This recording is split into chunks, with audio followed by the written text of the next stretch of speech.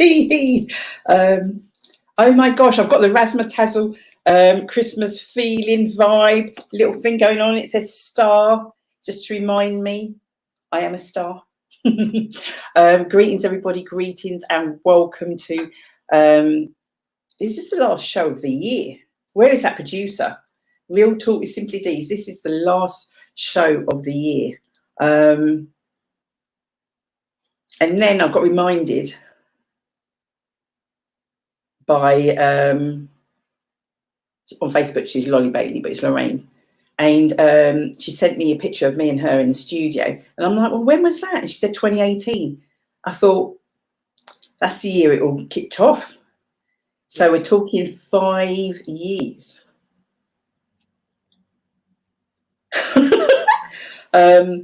Yeah, you know, when people say, where's the time gone? And it seems cliche, as they say, but yeah, well, we know where some of that time's gone, don't we, Shell? We were in, yeah. And you know what? In between, even though our show as always is packed, we're going to be reminiscing about some, because there's just so many. I wish I really had some form of a resume to be able to throw out some serious stats to people in terms of shows, in terms of the events, in terms of the people that we've supported, individuals, organizations, the amount of fundraising we've done. Yep. From the events. Bit of whirlwind. We're going to be talking, Shell, me and you, throughout the show, and just kind of giving it some of that as we we're not even winding up to the end of the year, because so much is going on. You know, we've still got a birthday girl in the house. Give it up. For those of you who don't know, this young lady here shouldn't be saying people's ages, so I'm not going to, 50. She and it's a blessing. Do you know what I mean? It's a blessing. So massive blessings, birthday, all of that razzmatazz to Shelley Tipner's producer, director, Shelley Scrub. Oh my gosh, the list. That's just a bit of a list. That's what we call it.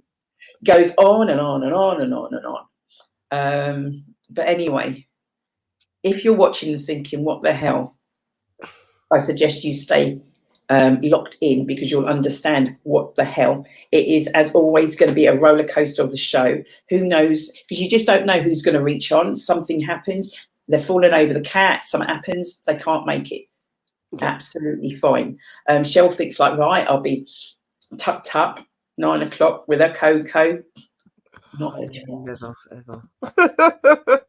So we've got guests. We've got guests. We've got guests. We've got guests. We've got some of the Simply Deez crew who are going to be sharing a few things.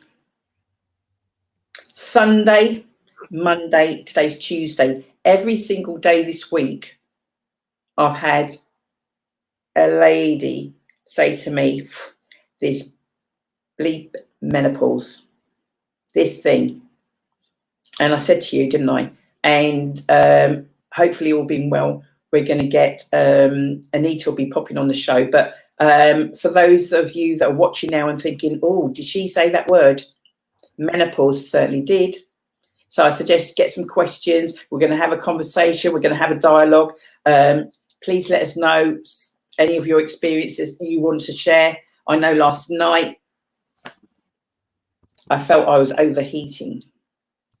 You know that one? You're overheating. But then the leg can go outside. Like, I thought you said you were hot. Well, I am hot. So why have you got? Because I'm just a bit too hot that I need to kind of cool myself down. If I bring myself totally in, I'm then too hot again. So it's kind of, it's like a thermostat, you know, when you can't get it right. That's how I'm feeling right now. So, you know, we can chat.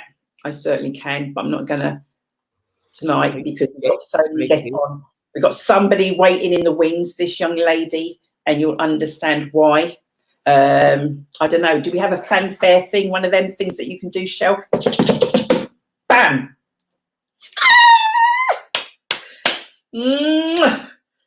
Can't believe I live so close to this young lady and only see her a few times. Oh, hello. Hiya, how are you? Oh, God, I feel like I haven't seen you in ages. I know. I've just said that. It feels like eternity. And it's like we're only steps, but this is the whole thing. I've just said, as I started the show, how this is the last show of the year. And it's like, yeah, we're going into 2024 already. This year's gone so fast. Bearing in mind you're just a trifle younger than me, is time going quick?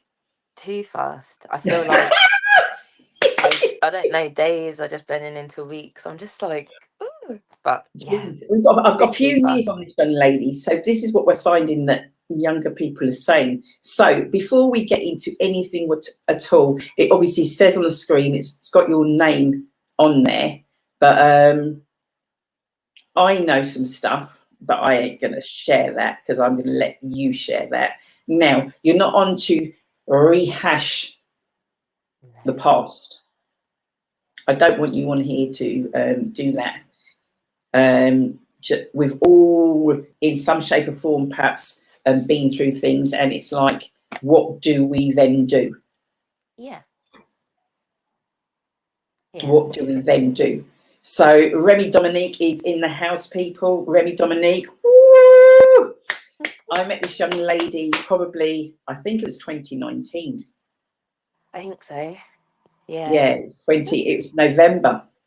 It was 2019. It was my and birthday. Mum Cecile, you guys going, why do I recognise that name? Because you see her all the time. She's on the Simply Together show, and she's a director, and she's everywhere, all over Simply Deez. And she wasn't a director at the time, but anyway, came on the show. That's when we used to be in the station. We used to go to Pamtengo radio station. We were chatting about her work and everything. And Remy was there. I remember this literally like it was yesterday. And as we're talking, feel like it was.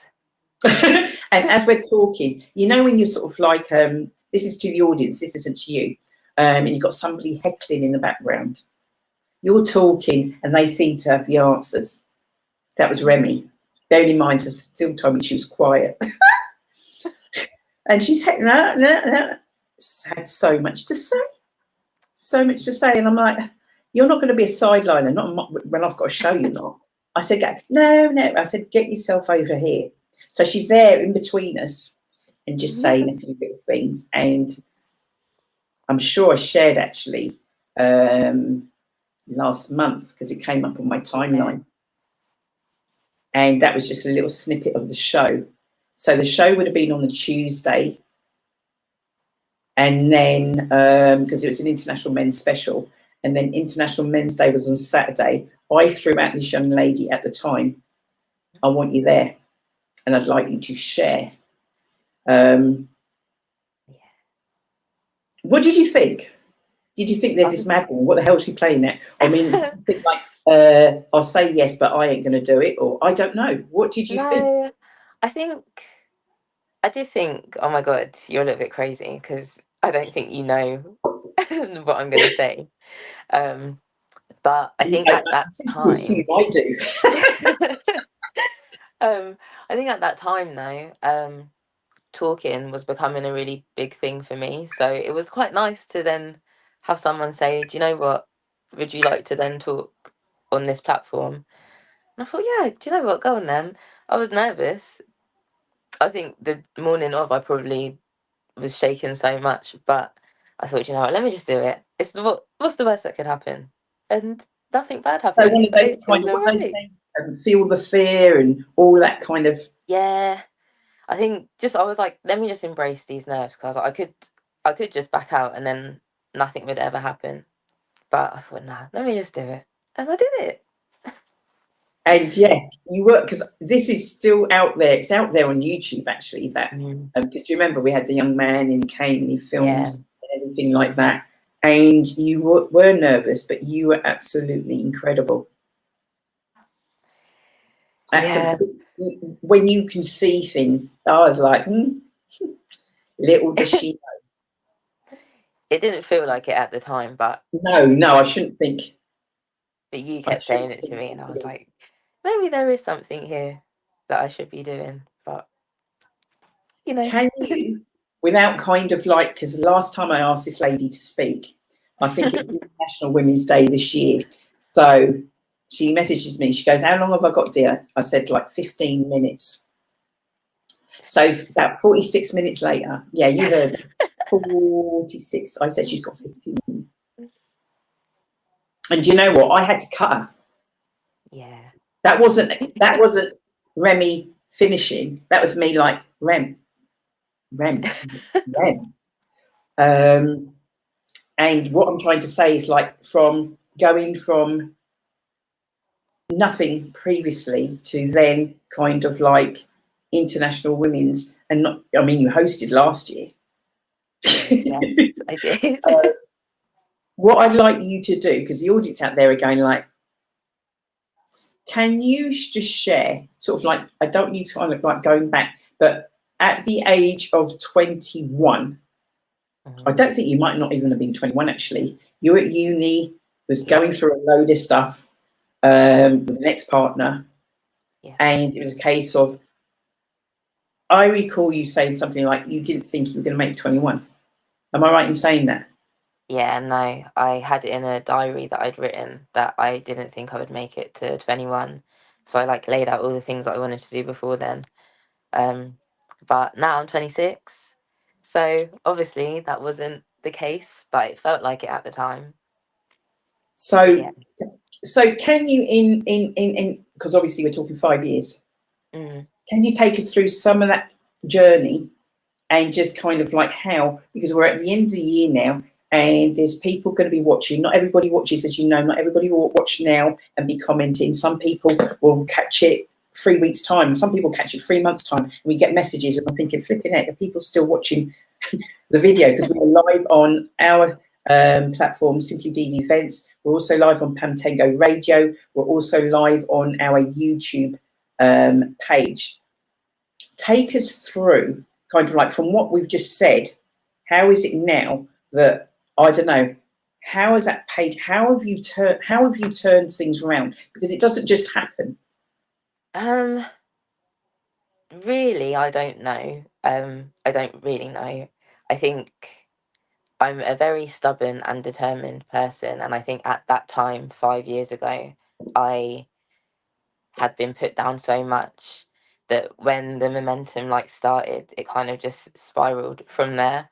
But yeah, 5 years ago I was not doing very well, and since then I've just really pushed and advocated for myself and made sure that I have got the things that I need to make me me again. I think my mental health is a lot better, and I've done some amazing things for what everyone says such a young person to me. Now I don't feel so young because I'm at the other end Let of me tell you now, 20. you are. You are. Well, I What you am, but I'm achieved on the other in end of 20 now. a very short space of time, and with Yeah, everything, you have achieved, in my mind, things that people double yeah. your age plus have not achieved. Things that I didn't think I would ever achieve. I don't think if I asked like 18-year-old me, I don't think I'd ever have thought I would have written 2 books, a co-author of 2 books. Um, I don't think I would have thought that I'd be on TV, on stage. TV? Yeah, on TV. I was in a documentary talking about PTSD, which is still available if anyone wants to watch it on Channel 4, Trapped in Trauma. But yeah, I think I've just done lots of crazy things in the past 5 years that I never thought I would have ever been able to do, let alone at the age that I am. And it is all still a whirlwind. Sometimes I think I sit there and I list off the things I think, oh my God, I've really done a lot. You But day to have. day, I don't think about them. Your Yeah. achievements are absolutely, yeah, undescribable. And well, I know sort of like from when we've had conversations with mum and just everything that you do, just how pleased she is and how kind of, yeah. Birthday girl it's last week. Still celebrating. Still hungover. yeah. Well, I finished the celebrating now because I'm older. I've got to keep it calm. I can't be doing too much. But no, I'm back to work tomorrow after having 10 days off. So I don't even know if I know how to do my job. But I'm even sure that, you will. even that in itself, I've got a new job. I have it this year.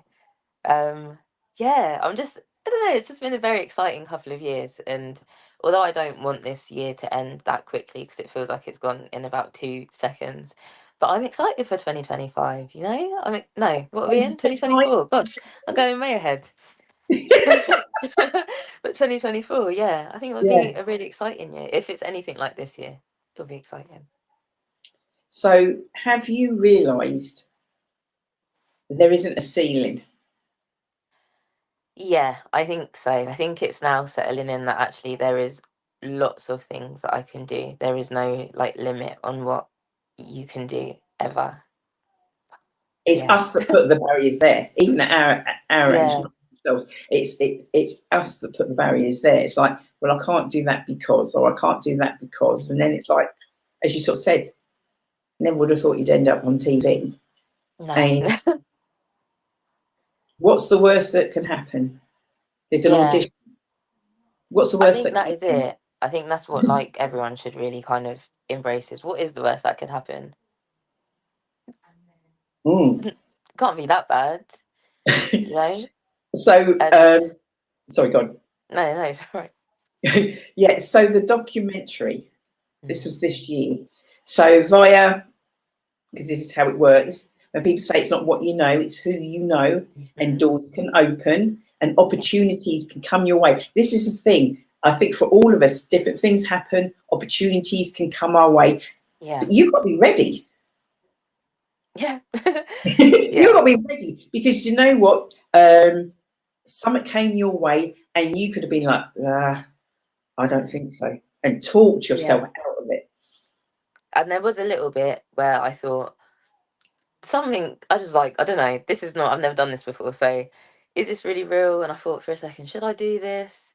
But then I sent that email and I thought, just send it off. It's out of my hands now. Once it's gone, it's gone. And like you said, you do have to be ready because then it just kind of spiraled and spiraled. And then interview after interview. And then they told me that, yeah, I'd made it on the final documentary. And I was like, what? I mean, What? how do you process this? Because do you want to tell the guys who you know it's not Yeah. just a document. No. I mean, you know, hello. It's not just a documentary. So That's it right. is Conan trapped in trauma. So Conan, out of Krypton Conan, he also has PTSD, and he this year or probably last year decided that he wanted to then make this documentary where he spoke to different people who were going through PTSD and had experienced traumatic events and what their lives are like and what it's like to be a young person in the UK with PTSD. Um, and so yeah, not just a documentary. He's a celeb, but yeah, they just sent out. You said to me that there Very was this thing had come up, and just emailed them. So I thought about it for a bit, and then I thought, well, I'll just email them because out of the whole of the UK, what are the chances that they're gonna then come back to me and say, yeah, go on, you can be on the TV? And yeah, I just went through the processes, and it didn't feel like, I think maybe because it was such a whirlwind experience, but at the time it didn't feel like I was having interviews.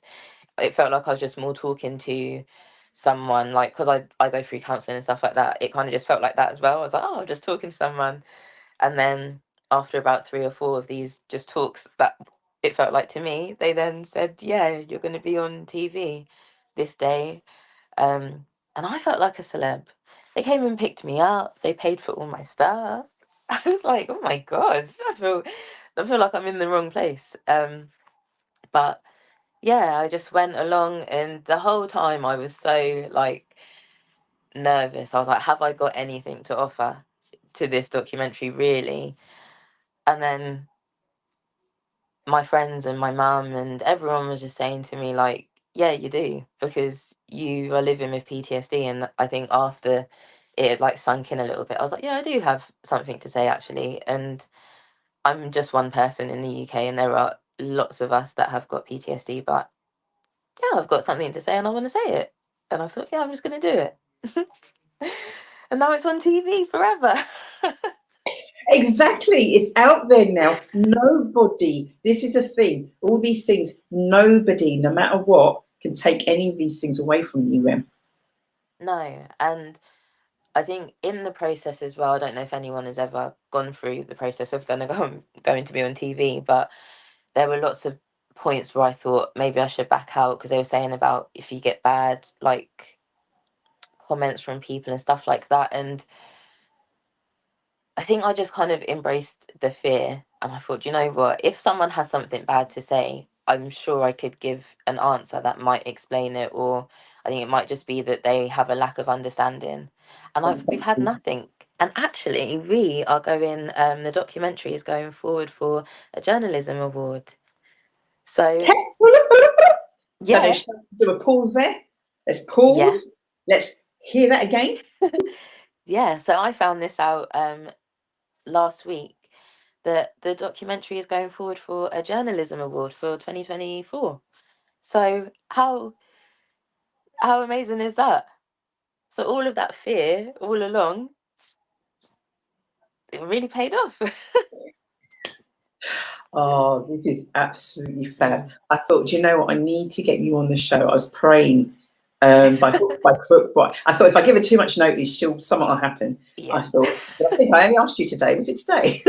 Oh, I think it yesterday. was last night, and Yeah. then I think I And replied today.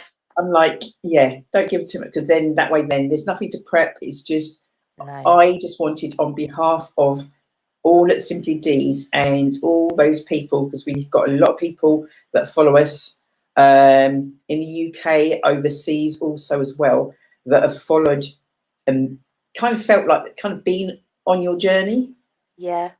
and have seen you grow, and you have grown. Yeah. And I'm sure I said to you way back, you just need to remain you. Mm. And once you do that, you are gonna soar. See it. See You it did like say that. that. And I'm You did like, say nah, that. see it. Everyone said that. You said that a lot. Everyone said that, and I was like, oh, whatever. Yeah. Whatever. Whatever. But now I'm like, actually, yeah, I've got Why got not quite a you? bit Why to not? offer. Why not?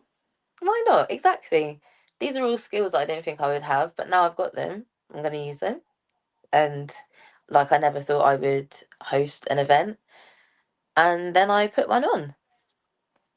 You just you never know. You never know. The list is endless. There are no, like some people will say, like, stay, something like, what do they say? Stay in your lane. Yeah.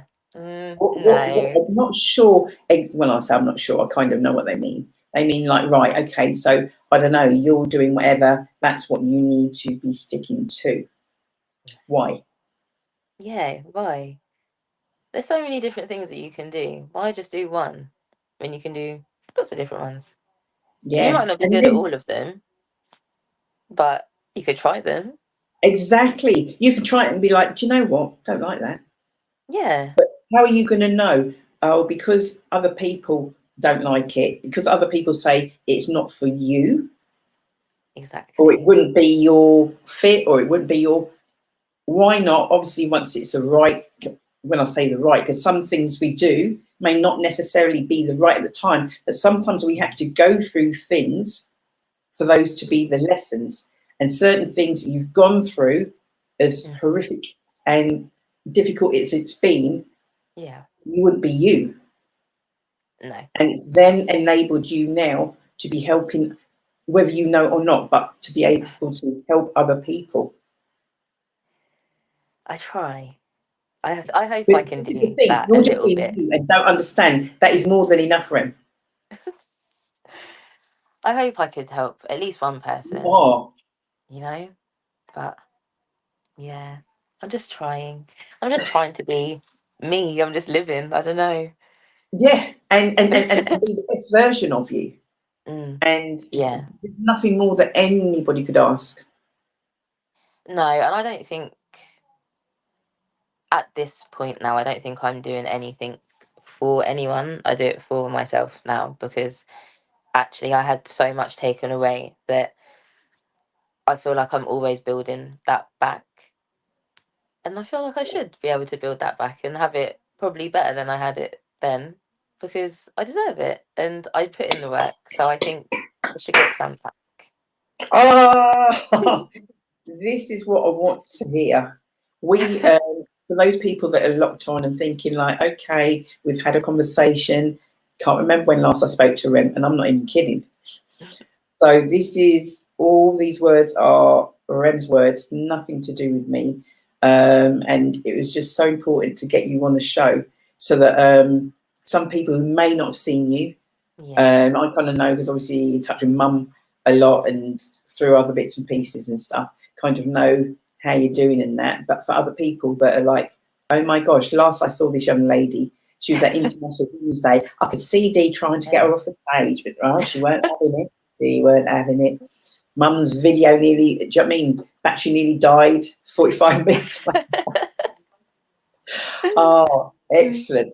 So, is there anything, because you said about potentially, obviously, this documentary going for an award, well, is being put forward for an award in 2024, but is there anything that you can like, right, do you know what, 2024, any goals, anything that you want to share, anything that kind of, because we're going to kind of do a little bit of a wrap now, just things like, you know, as a young person, what can you advise or anything that you would give the audience out there? I think as a young person or anyone really, is that nobody knows what they're doing. Like I was saying this to someone the other day. No decision that you make is ever like, oh my gosh, that's the best thing you've ever done or the worst thing you've ever done. Like nobody knows what they're doing. So just do it. Like it's obviously there are risks and you have to take risks to then get rewards, but it's so worth it. I think if I had stayed little and on the sofa in the studio, would I be where I am now? Probably not. So I think it's worth the risk. Everything is worth it, you know, just do it. And like I said, at the end of it, it might not be for you, but it could be like the thing that then like skyrockets you in life. So just do it. Just do it. And especially when you're young, you've got so many years ahead of you where you can then fix anything that needs to be fixed or just carry on doing what you're doing if it's worked out. So use these years now because now I'm getting closer to 30. I'm thinking, gosh, all of those years that I could have used, but I've used the max of these 5 years. So yeah, use them all. Oh my gosh, awesome. Shell producer, get yourself on here, young lady.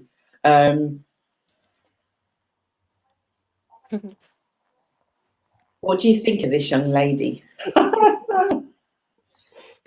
What be one of our babies? Yeah.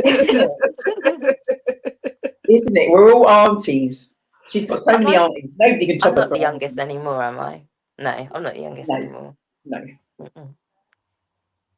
But I was so. See, he was the youngest in the book. Yeah, you can Yeah, definitely. Yeah. yeah, that's true. Yeah, in the first one, but yeah, I'm still a baby. I'm still the Simply Deez baby. Oh, Shell, you've seen Remy from, I don't know, all that time back. Don't know, what have you seen? Because I think sometimes Remy's like, oh, Dee, don't matter what I do, she's going to say all this stuff. I think you've taken your time and you've grabbed things when you were ready for it. And to get through life with different bits and pieces that you've gone through and working it out yourself to actually then get to that point of it's ready and it's there for me now and I'm going to go for it. As you said, it was worth taking the risk. What could have happened? Yeah. Yeah, and you were ready for it. It wasn't sort of like, yeah, you sometimes you get pushed into like, yeah, I'm fine, and you're not actually, and you put yourself backwards. But no, Yeah. you'd worked it through, um, and it's the flourish, it's the whole flourish thing that then comes out bit by bit, and because you then do flourish, it then picks up on all the other stuff that's then around you. So if you do keep doing you, then I think you said earlier on something about not doing things for other people, as in like you did the documentary and that's helped other people. But Yeah. because you're being you and getting through it, you're actually helping people by giving them that thing that they're looking at, that thing to go towards. Yeah, I think that's what I want to do is I want to help people, but I want to make sure that I help myself while I help other people. Because then I have nothing left to give if if everyone takes from me. So Yes. yeah. Spot on. We're going to get Oh. ready back 2024. Mhm. And yeah, we're following you. We're following you. And any other opportunities, don't you worry. They will be coming your way. Yes, we're just thinking out loud and they will all just come. So it'll be fine. Yes. Nice, Manifesting. good year. Certainly. Thank you so much, because I know you've got to go to work now. Thank you for coming on and Thank you for sharing and having just being you, Ren. Just being you. Thank you for having me. Thank you. No problem, darling. Thank you so much. All right. Take care. And hopefully I'll see you soon. Yes, yes. All right. Bye-bye. Bye. Oh, geez. Honestly, it all seems like it was just literally, well, obviously, when we talk about it now, it's literally November. We went into lockdown the March. Yes, in the March, yeah. Yeah. It We was went it was into as quick lockdown. as that, yeah. Have I got any guests waiting? Yes, you have, yes. Nita was in straight afterwards. She's still No. there. She switched the camera off. Oh no, the camera's on. Yes. Hang on. So I was making sure that she was there before I put her on the screen, and like No, she's still who? doing Sorry, edit sorry. and stuff. Who? I Anita? need to know. Yeah. Is she the only one there? No, you've got a couple of others that I then messaged you. You got Georgina and one other. Georgina's first. Georgina's first. Okay. Yeah, please. Hello. Who the hell's that? Hello. Why do I recognise you? You better recognise me. How are you? I'm really good. This is for me the last show of the year, because the show's the first Tuesday of every month. So yeah, really good. You did just say November. You did. Did you hear that? I was like, it's December. It's December. Is it? Yes, it's the 5th, I think, today. I'm sure it's the 5th. It's the 5th of December today, love. It's Russian. You're making me think about it. You know, there's always somebody on the show, guys. You know, there's always somebody on the show that wants to challenge you. Do you know what I mean? And I think this is the lady that's setting out to do this. Now, I need to check before I talk to you anymore. Are you on your own? Me? Here on my own? Yeah, you. My son might be on. I think he might be one waiting. Maybe. You have to ask. Cheryl, do we have a young man? Because no offence. Yes. Hey, Don't take it wrong, George. Don't take it wrong. Son. Hi, son. Hi, you're right. Yes. This reminds me of International Men's Day. Yeah. So we have mother and son on at the moment. Young man, what is your name? Well, my name's Courtney, but everyone calls me Gray, like the colour. Because I couldn't remember. International Men's was kind of like, there was so many. I was going like, what's he saying? Gray? No, of course. It was much easier for me on the day. I was like, I got yeah. Mother Courtney's Gray. I was like, I'm not going to link you to Gray. That's okay. That's fine. So, George, can Yep. I kick you off for a bit? But I'm Yeah, gonna- absolutely. Absolutely. Thank you so much. Young man, did you know I was just going to have you on, or did you think it was you and mum as a double act? I had no idea. I didn't get a lot of information. It was just That's this. good. I don't want you getting too much. Nobody gets too much information, and it's just Okay. really important for me because we had a really small chat at International Men's, but I really don't know you. Mhm. And I reckon, I'm pretty sure you have no idea about me. So, Yeah, not much.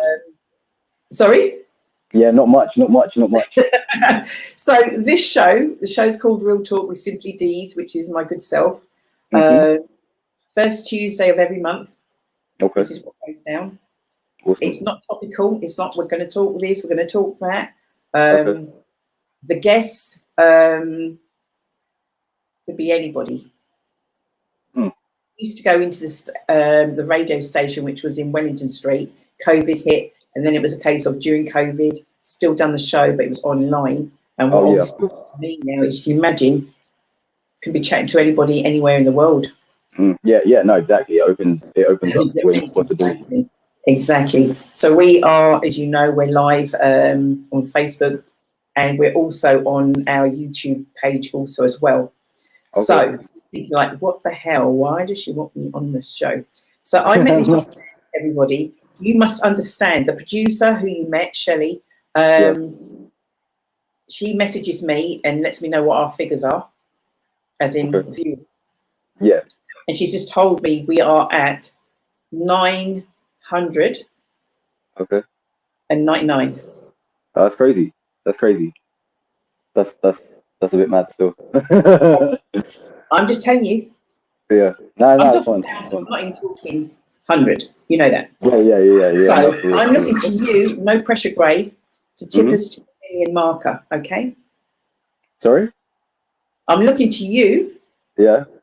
To tip us to get us to the million. Oh, okay. Yeah. Wow. Wow. No pressure. No pressure. No pressure. I'm like the worst at promoting myself. It's insane. So, for the guys out there know me, and I'm very much. We do different shows, we do different events all throughout the year, and I don't know if you saw sort of like Remy, who was just on. Yeah. I just saw the last 15 minutes of Remy. Yeah. No, it was some good stuff. The documentary and I related to a few things that she was saying. So yeah, no, it's good. It's good. She will tell you this is all from her mum being on the show, and she was there kind of chatting. I'm thinking like, I don't do the heckling. You get no, and I said, get over here. I then had her talk at an international men's event in 2019. She's then gone on to, she's hosted International Women's Day with her mum. She's actually organised a young people's event this year for us. And then there's this opportunity that came up with a documentary that through a contact, as in like, there's a door. Yeah, and no, so what yeah, you no. do with that door? You can either like crazy. Exactly, and you heard what she said. It's like, but then what's the worst that can happen? And I mean, like, you're going to get chosen out of what have you, and look what's happened. And I think Shelley actually put the documentary in the chat, and now it is up for an award. You never know for sure. Like, no, that's good. Big up to her, honestly. Exactly that. So to the masses out there, I need to know a bit about you. Okay. Okay. So when I say that, I don't want you to jump like I do this now, because you didn't just born big. None of us are just born big. Yeah, no, it's been a journey, right? Yeah, of course. It's been a journey. Now, it's really important that if I go somewhere and you don't want to go there, you shut me down. Yeah. Okay. The show's called Real Talk. Yeah, no, of course. And I ain't going to take it or nothing like that. I'm serious. So I'll do my best. You're doing absolutely fine, honestly. Okay. All I need from you, hand on heart, is to be you. That's all I want. Okay, that's all I know how to be. So yeah. All I ask is that I beg you not swear. That's about it. Yeah, no, that's cool. That's cool. I can curb it. I can curb it for a bit. Apart from that, you say what you want, and it don't mean you're going to say something, and I'm going to be like, yeah, because I might not necessarily like. My sons have been on here, and I haven't agreed with what they've, but it's for Yeah. me.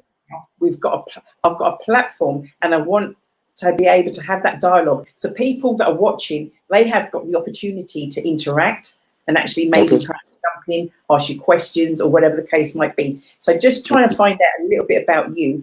How was school? How was school? School was yeah, it was no good. School was not good. I need you to keep it real. I need you to Yeah, keep it. yeah. Did you enjoy it? Okay. So from the jump, I just didn't really gel with the whole. I don't know. Like I feel like I was on a different plane of being social than everyone else my age. So it became the fact that I was it wasn't the fact that I was necessarily shy when I was super young. It's just the fact that like I wasn't like other kids. So I wanted to do different things. I don't know, like, I've always been into music and my art. Like that's been my thing, and I've wanted to share that. My like I loved 80s movies when I was a kid. Like I mean I still do, but like yeah, I was into alternate stuff. And I feel like I never really gelled with kids my age, so it kind of became a them against me type thing, and then I kind of crawled into myself and became more of like an introvert as I got older. Yeah, so that started in primary school, and Really? yeah, it just didn't click for me, man. Did you not enjoy it then? You can't have enjoyed it. Nah, I didn't at all. Like I tried my best, and I mean, I was intelligent, but I didn't really like gel with the whole school thing. I was there kind of just going through the motions. Yeah. Um, I just wanted to draw and to sing, you know. That's it. Like There's I nothing. was, There's nothing yeah, wrong with what you're saying, and for yeah, me, we need to have these. Remember what I sort of said: the conversations that, like, sometimes maybe as a parent you don't want to hear. So there's yeah, parents yeah, out yeah, there, and it's a case of their child may be exactly as you're sharing. You're thinking nothing of what you're sharing, but then you've yeah. got parents, carers, grandparents, or what have you, and it could be that their child or grandchild or whatever it is very much the same as what you are. So when they're at Yeah. school and it's a case of like, they may not be doing well or they're not kind of focused, that's because the schools are teaching. This is the curriculum they're given. Yeah, yeah, They yeah. have got X amount of days to get There's no through this leeway. curriculum, Exactly. regardless of whether you as a child, whether you're listening, paying attention, whatever the case might be, they have to get through this. So Yeah. if you're kind of like not engaging in that, you're going to get left behind. Yeah, for sure, They've for got to sure. knock that out. They've got to move Yeah. on to the next thing. And if you're somebody that doesn't fit into that, Mm. what happens to you then? Yeah, no, exactly. I mean, I did okay in the sense where, like, I mean, I didn't get like the best grades ever. But I was kind of middle of the road because like I knew, I guess, the answers. Like I got it, but like I just didn't learn in the way to excel, like uh in an academic way, if that makes sense. Like like me as an adult, and I mean, I've realized that throughout my life, I just wasn't taught that I liked learning. So now that I'm an adult, I love learning. I try to learn something This new is every day. the thing. Honestly, And like it's so interesting to me. And I grew up as a kid thinking that I didn't really like learning, but that's not the case. I had too much want to learn that wasn't being like watered, you know? oh yeah, it's so important. The audience, let me tell you out there, myself and Gray have not had a conversation at all. I just wanted to find out more about you. I just wanted you to share as a young person. You've got a voice, and I wanted to get you on this platform so that people could hear what you had to say. I appreciate that. So that us as elders, maybe we can actually, because what you're saying now, I know people have resonated with this. Yeah.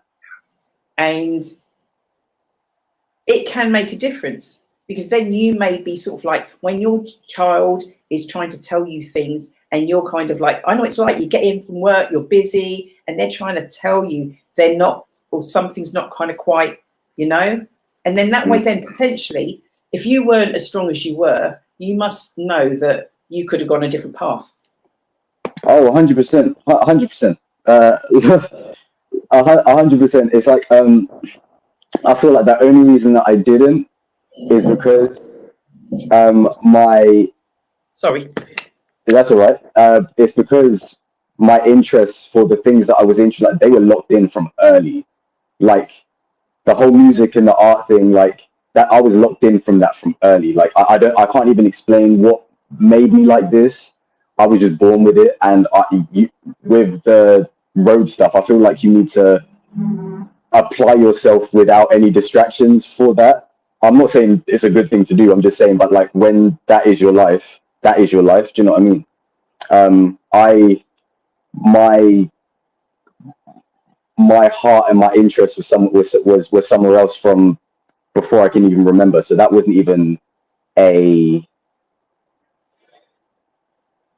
thought.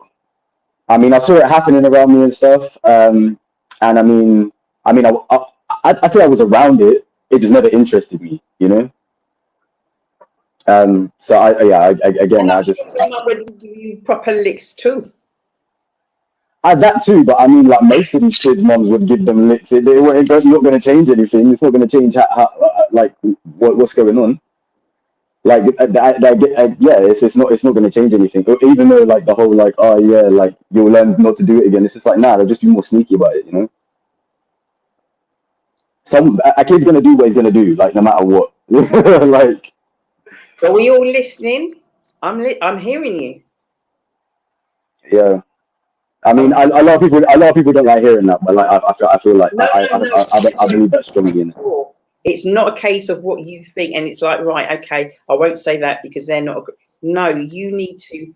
And if you are going to change up and you've got things to say, but you're not going to say, then I wouldn't want you to be on and not say what you've got to say. Yeah, no, good. Because it's important. It's so important. And from the tiny little conversation we had, I wanted you to come on, and I wanted to hear some of the stuff that you've got to say. So, okay. So you come out of school now. Perhaps not got the grades that you wanted to get. So what did you do when you left? Yeah. So I mean, I didn't get horrible grades. Well, it was weird because I started to dislike school like very, very much, especially towards the end. And my last year, I like rarely went to school, and I had to do my exams in like a room. I'd be on the bus, and the bus would come up the hill, and I'd look at the school, and I'd think to myself, "Now I'm going to town." Yeah, I'd just be like, "No, I'm not going to school today. I'm going to town." And like, just because I didn't want to be there, I didn't like the energy there. It didn't bring the best out of me. But like, when I ended up doing my GCSEs, I came out with decent grades, not the best grades, but I came out with decent grades. I managed to go to college and do what I wanted to do in college, and then I managed to go uni. So, I don't know. Like, I feel like again, it wasn't because I didn't want to learn or didn't want to do these. That wasn't the reason why I didn't gel with school. It was just because the environment was not the environment for me to thrive in and be the best I could be. Right, and I didn't have anywhere else, so I went to town.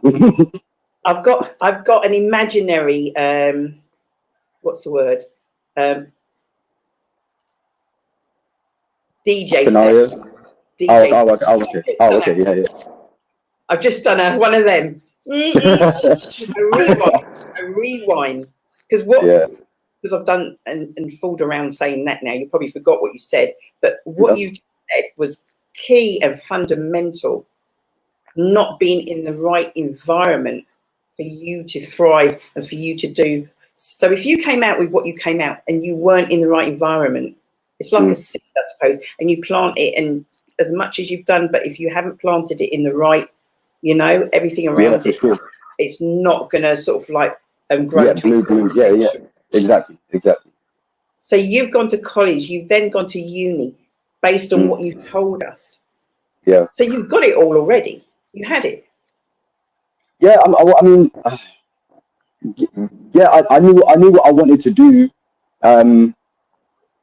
I don't know, like I knew from early that my trajectory was going to be more difficult for me because I didn't have a support system for what I wanted to do. No one, even to this day, no one around me understands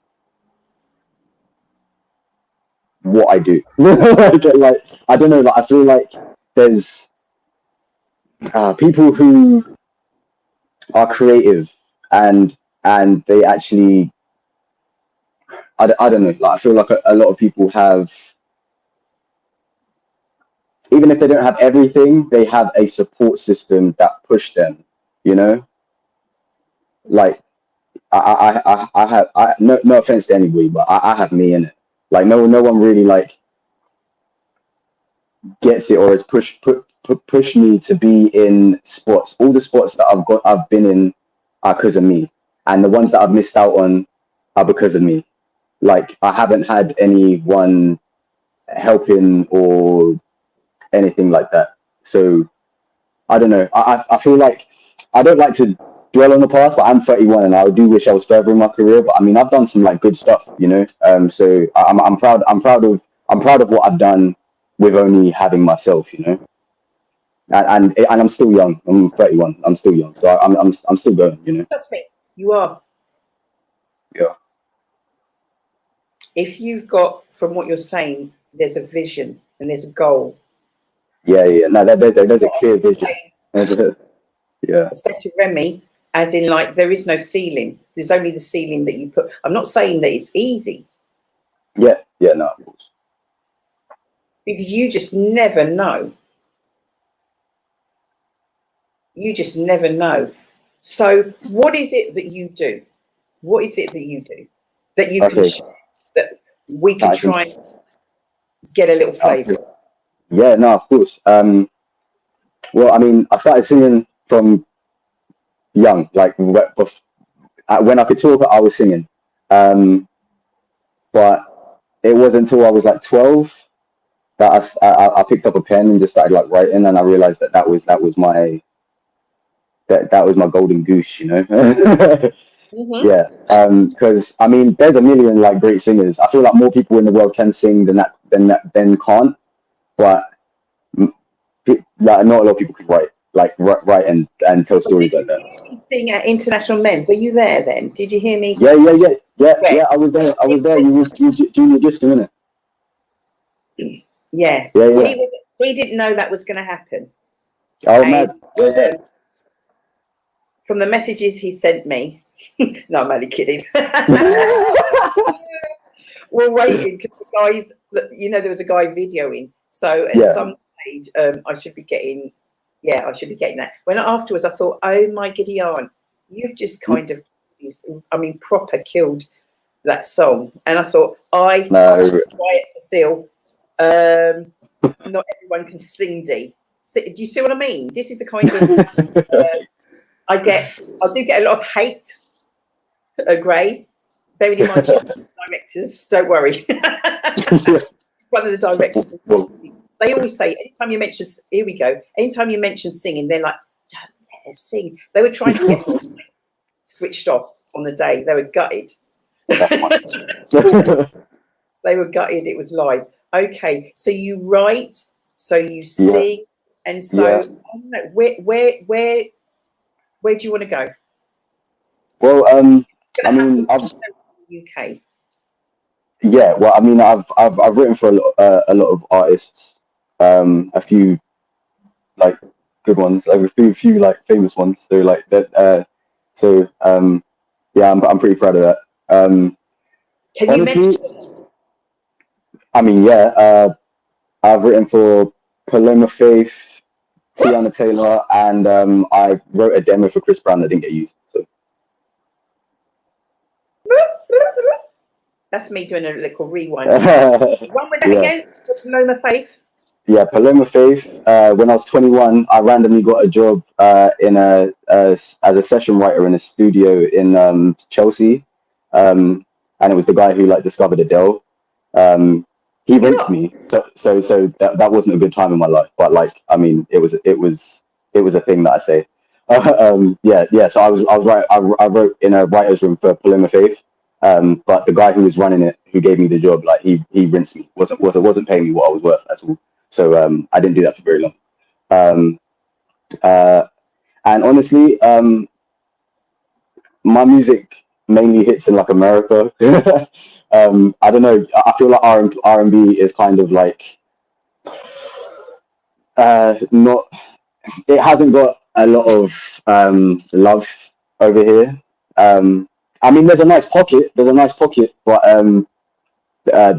the masses it's America. It wasn't until I went to like LA in 2018, and I was there for 2 days. I was there for my little brother's birthday. We weren't even supposed to be.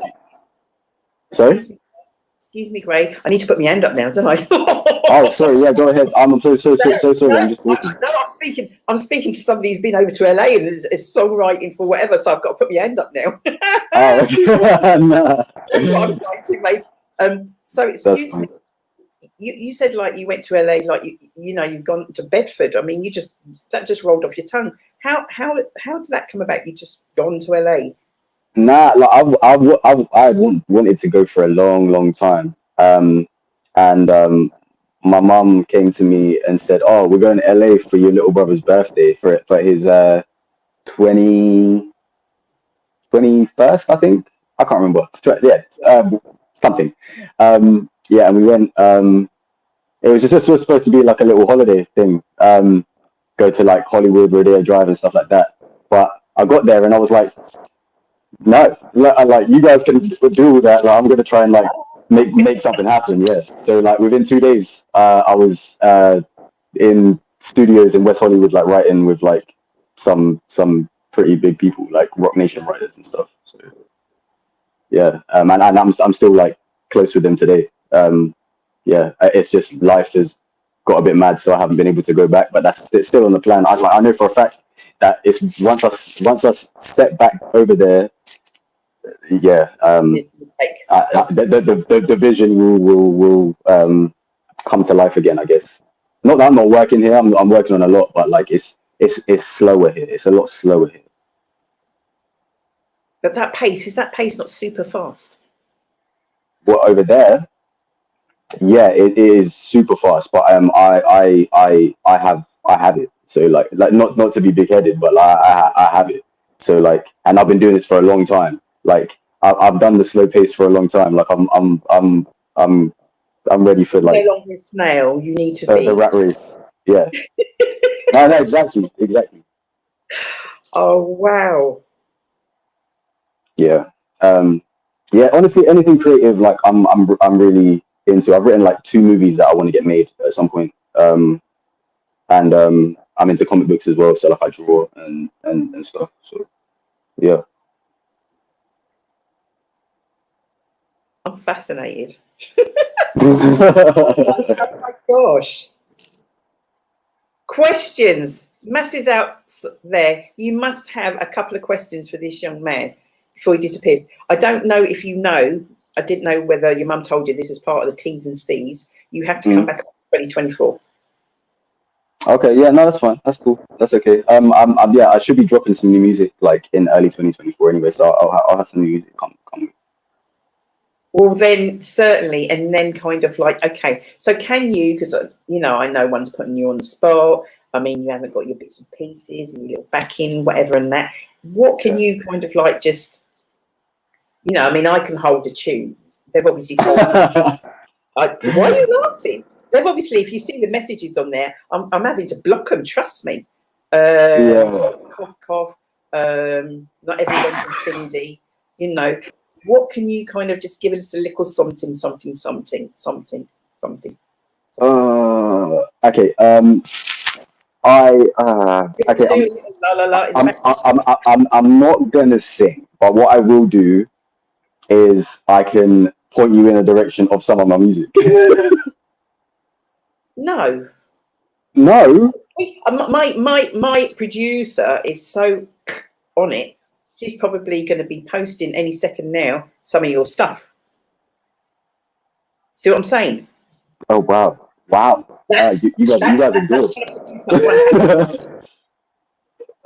Okay. So we'd certainly be doing that anyway, and we'll share that out. You checking this? This is my niece. Oh, howdy. She was at International Men's Day also as well. So she's cool. Doing some of your stuff Nice. already. Okay. I appreciate it. This is our deal. Okay. This is our deal. If you're going to be dropping something sometime early 2024, yeah. I'd love to somehow, if I can, assist in whatever shape or form that might be. Okay. Because you never like some crazy woman, but the crazy woman you never know might just know, because this is going out to the masses. We have people sort of saying, "I'm watching. I'm in Malawi. Okay. I'm watching. I'm in Canada. I'm watching." Well, I have a small idea, maybe. Go for it. My manager's been holding on to my album for a minute because she thinks that like it's too good to just put out with nothing behind it. So I do want to have a listening party. I do want to hold a listening party for that in like early in the new year. Okay. I mean, I'd love to have you involved, like maybe host or something along those lines. That'd be great. What? Yeah, like, would you like to host a listening party from my album? Sorry? What did you say you want me to do? Like maybe like host a listening party for my new album. If that's something you want to do. 2 seconds. Producer, where are you? Get yourself on it. So this young lady, Shelley, who you would have met at International. Hi. At International Men's. She's also director of Simply Deez. Now, Cecile's there going like, did you? I think I heard what you may have said, but I may not have heard what I think you said. What did you ask me? What did he ask me, Shell? Oh, Tishy's coming, whatever we're doing. There'll be no problems in filling it, trust. Yes. So actually, I don't know. Where did you want it to be? Literally, like, I mean, do you always hold it at the Hat Factory in that room? We got the Hat Factory. We've got places, a couple of venues around. Yeah, because I don't want it to be huge. I like intimate stuff. Like, I don't want to be like dumb, can't walk down the street famous. Yeah, I'd like to be like Frank Ocean famous, where like everyone anticipates, but don't bother me when I'm not around. You know. Would we be just music? Is there going to be music video to go along with it? I mean, I'm always working on trying to get videographers for music videos. It's just, I don't know, my music is like really cinematic, so a lot of people listen to my music and they're like, no, I can't do that. So I have a lot. As soon as he said that, I thought Sandra's son. We've got Sandra's son. Oh no. I've also got my mate that does videography for music videos as well. That we used to work awesome. with. Dee, do you remember Diego? Big, tall guy in the faults department when I was over there. He does videography now as well with Dust. Yeah. Oh, mad! That's awesome. Yeah. We can pass your details on 2 ways and see where it goes. Yeah, so, no, for sure. That'd be cool. She's got all excited.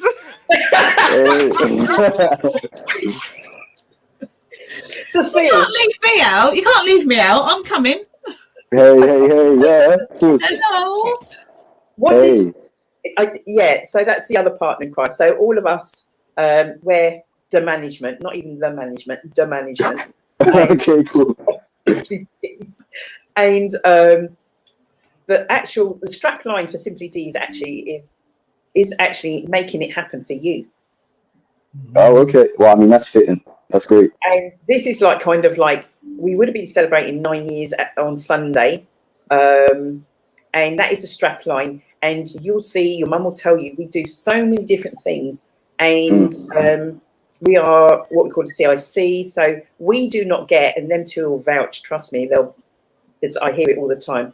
We don't get paid for anything that we do, not a penny. Oh, wow. It's all about investing back in. That just means you're good people, right? and doors. You heard Remy just now. So this is actually Remy, the young lady that was. This is her mum. Cecile's her mum. No way. Oh, that's crazy. Hey. That's what I'm saying.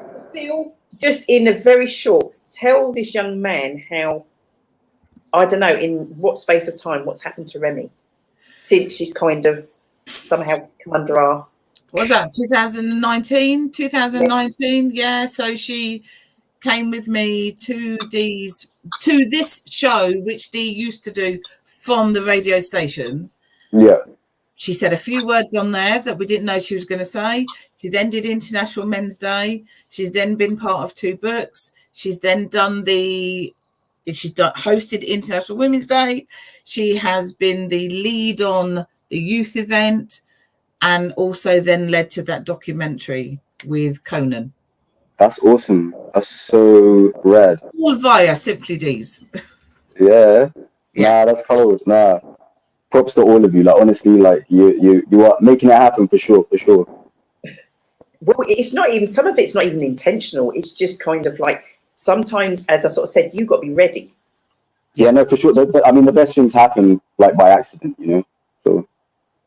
Yeah, and when you're thinking like, oh God, 3 birds, what old birds at that? What the hell? Or they're going like, don't you dare say that. But oh no, no. We're still making things happen now. Growing up is optional. Growing up is optional. Age is but a number.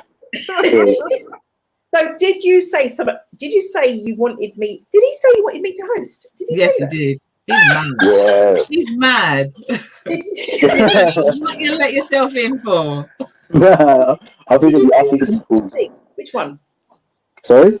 Did you say host or sing or both? He said Host. host. I don't even know. Yeah, host. Yeah.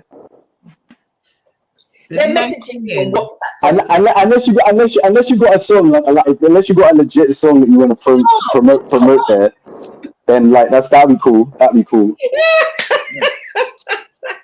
Okay, let's. So this is what this is about. Gina is getting herself laughing backstage. they can vouch for this. Didn't know anything about this. You know, Gray, we haven't had a conversation. So you've literally, I don't know if you realise, you've just planted a seed on this show. Right? Yeah. December 2023, you've planted a seed. This is out there. We can't, even if we wanted to take this down, we can't. Mm-hmm. Yeah, no. Sure. So we will support you to make it happen. I appreciate you very much. Very much. I appreciate you. Thank you. Okay, that is what we are going to do. So we will still be in contact, having our conversations. We're going to let the masses know when it's time, as in like where it's going to be at, what, and yeah. Oh, excited. See, I'm excited. He's family, right? I tell because your cousin is Remy's mate. Oh, okay. Who's my cousin? Oh, Jerome. Oh, okay, cool. Yeah, Jerome. That's my favorite cousin. So that makes you family. Yeah, okay, yeah. No. Anyway. Literally, any friend of Jerome's is a friend of mine because Jerome's the best judge of character I've ever met.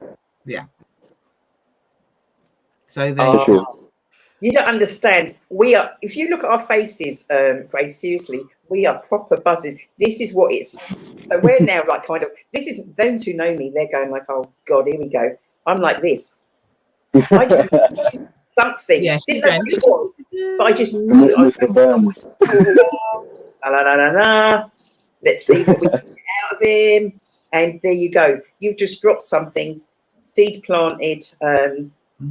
Let's see what happens next. Ooh, it's exciting. It is. I am going to need Lovely. Oh, wow. Mum, you been listening? Yes, absolutely. He's very talented, my boy. Very, very talented. Sometimes I think he doesn't really realise how good he is, but he's fantastic. Drawing, singing, whatever it is, and that's his always been his passion. Very good at what he does. Very, very good. Awesome, in fact. Excellent. That's all right, baby. He's just planted a seed, George, as you just heard, and I think you know us and what we do. So, 2024, watch and see what's going to happen. Absolutely fantastic. Yeah. Awesome. Great. So I'm going to kick everybody off for just a sec, but George, I'm going to bring you back on shortly. I'm going to kick everybody off if that's okay, Shell. I'm just going to wrap up with this young man now. Everybody's buzzing. Everybody's absolutely buzzing. Great. So this is not what you thought was going to happen tonight, is it? Nah, not at all. Not at all. I just thought I don't know what I thought. I don't know what I thought. I know, which is great. So you're right, yeah, on some show, chat, whatever. Yeah. That's just set. That's set me right for tonight now. Because I'm like, my head started whirring already. I was going like, ooh, but we'll talk. Oh, for sure. Let's get stuff, whatever you need and what have you, and that we will support you as much as we can with that. And I'm, hand on heart, I'm more than happy to host. Thank you so much. Now that means a lot to me, honestly. And we're not talking, there's no, you can't pay me to do this, by the way. Well, I mean, I was going to, obviously. Did you hear what I said? You can't. Yeah, I know. I have trouble. I honestly have trouble with I'm the same. I've had to learn. You get thing. I struggled. I kind of brushed past it and like somebody said something and I'm like struggle. Exactly. That's exactly what it is. Yeah. I had to learn, as in like if somebody whatever it is, it's like stop kind of thingy and take it. Be grateful. Yeah. Take the help me up. Oh yeah. Of course. No, I appreciate that immensely. Like honestly, like it's crazy. Like good people, good energy. That's all. That's all we can hope to be in it. And that's for me. That's what it's all about. That is what it's all about. And your mum will tell you that is what it's all about. Honestly. So I'm going to have to finish with. Not that I want to, but I've got other guests that will come on the show. Yeah, no, that's totally fine. Yeah. No, I got to make dinner anyway. So yeah, no, I appreciate you. I wouldn't have missed it. I'd like to say to you before you go, obviously, my last show of the year, and like you've just got it buzzing on another level now. What message can you give? I don't know. Remember, you've actually tipped us. I believe we're over the 1 million marker now. So thank you for that. Oh wow! Wow! Yeah, I'm shook now. Yeah, I would like. I mean, honestly, just because someone is like, if you're a young person, just because someone's in an authoritative position, don't just take what they say at face value. You gotta know yourself and do whatever you need to do for you, because people ain't always gonna have your best interests at heart, especially and like even these grown folks who have been given the task with looking out for you. You know, I feel like if you're paying attention, you'll know when the real ones are talking sense. You know, And yeah, just trust yourself. That's it. In 2 words, trust yourself.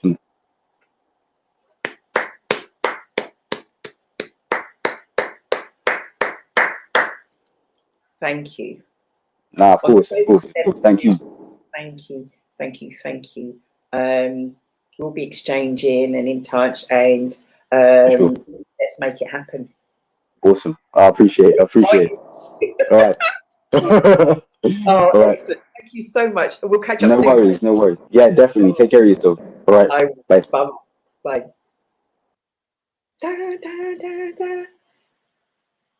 You guys are going like, oh my gosh, you're not hosting. Whilst I'm doing all these things, I've got to try and digest. I had Remy on first of all, who's doing absolutely amazing. The documentary that she was in is up for an award in 2024. We've just had another young person on, Gray. His mum's coming on in just a moment. And we're talking music, whatever, I think I might be hosting. He doesn't know it. I'm going to bust a little tune. I can sing. I don't care what the others say. Yeah, stop gassing D Bailey. We have guests in the wings. Sunday, I was at the gym, and one of my friends, oh my gosh, this menopause. Do you talk about it on your show? We have done. I'm going to talk about it today.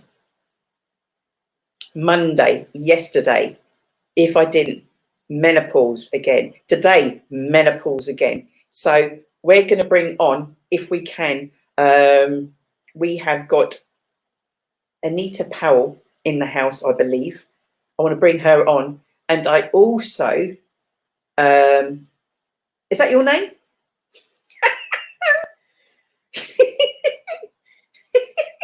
She don't want to talk to me though.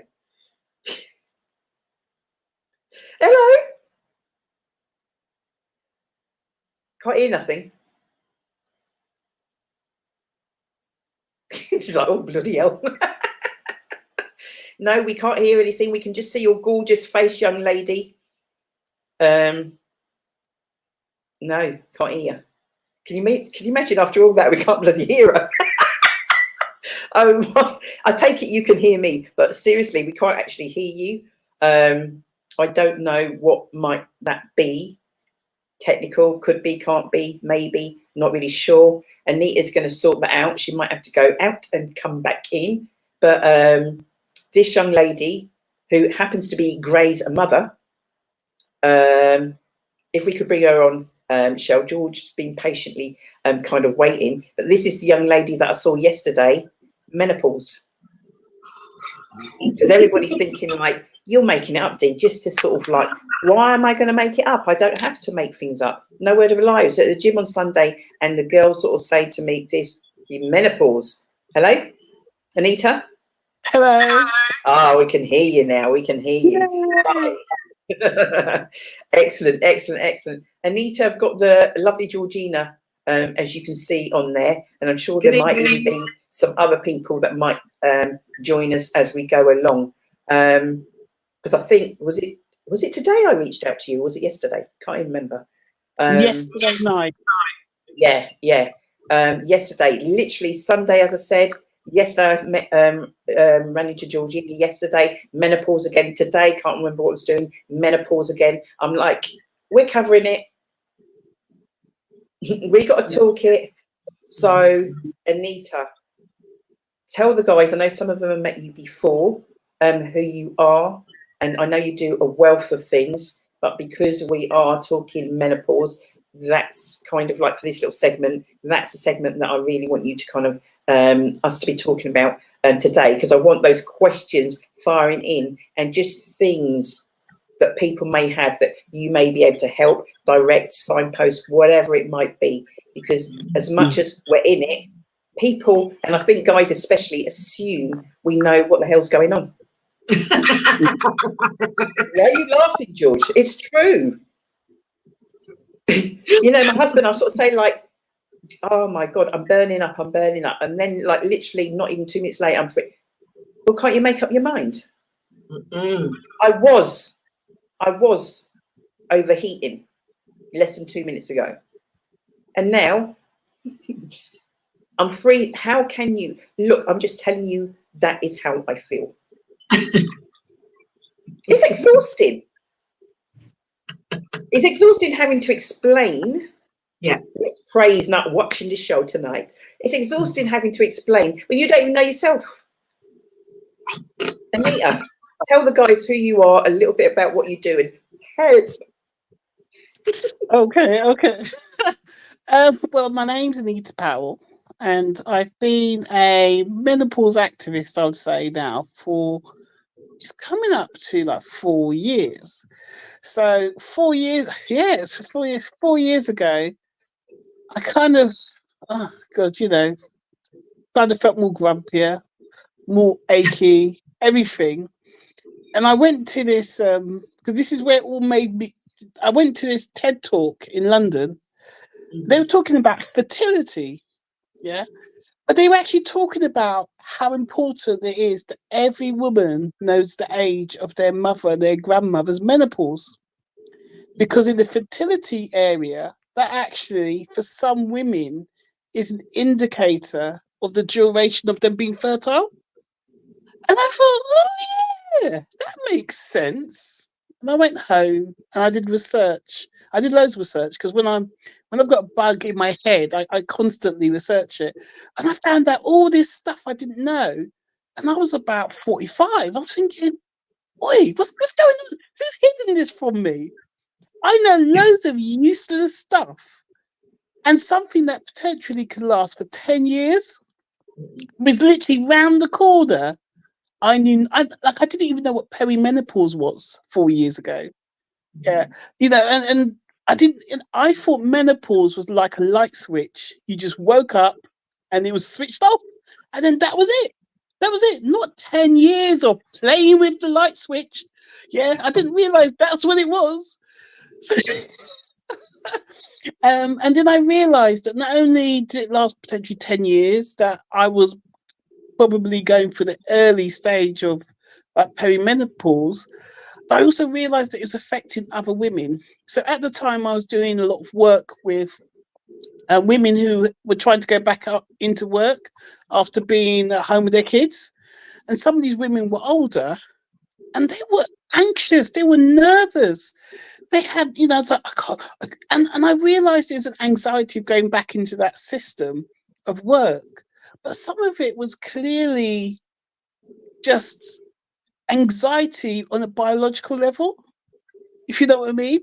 And I realized actually for some women, going back to work is connected not just to that fear of going back to work, it's also the menopause. Even women in work are leaving jobs to either downsize or to change jobs or to find a job which is flexible. Because they can't be doing 6 o'clock on the train to go to London anymore. They can't be doing 12-hour days because they only slept for 2 hours the night before because they sweated all night. They just can't do that. Brain fog. They can't retain information and process it like they used to. And also some women, they're just so embarrassed by sweating. Apparently, I don't know the stats, but apparently loads of nurses used to, I don't know if they do now, but used to leave the nursing profession because the idea of bending over patients with sweat patches all over them embarrassed them. And you think, oh my God, this is the National Health Service we're talking about, not looking after their own women. And women are choosing, and the National Health Service nurses used to have a really high turnover at menopause age. Because the National Health Service weren't looking after its staff, and it wasn't looking after the wider community. So that's where my activism comes in, really. And as part of my activism, I do engage with around the conversation of menopause. I'm not medical, and this is a really important thing I tell people. I want people to have good medical health care. Don't come to me. I'll be honest with you. I struggle with menopause. I know stuff because I've been talking about it so much, but I really advocate for people to actually get really good healthcare. to the point where if somebody's not getting good healthcare from their GP, if they live local and whatever around me, I will help them shout at their GP. But I'm not one of those charlatans. Some of them are charlatans, I'll be honest with you, that's try and sell people, I don't know, cat food because they think they will help. You know, they tell people they'll help their menopause because they're kind of preying on vulnerable women and stuff like that who are so desperate because their GP doesn't look after them. So that kind of summarizes me, I think. George, I saw you yesterday on. I was on the Nana. I was on the school run. Yeah. How are you, Dee? I said, yeah, I'm fine. Just going to. And she's like, oh, I need. Over to you, George. I think it's all about, for me, it's kind of well, everything. I'm gonna say everything. Tired, even if you've slept, because I don't really have a problem with sleeping at the moment.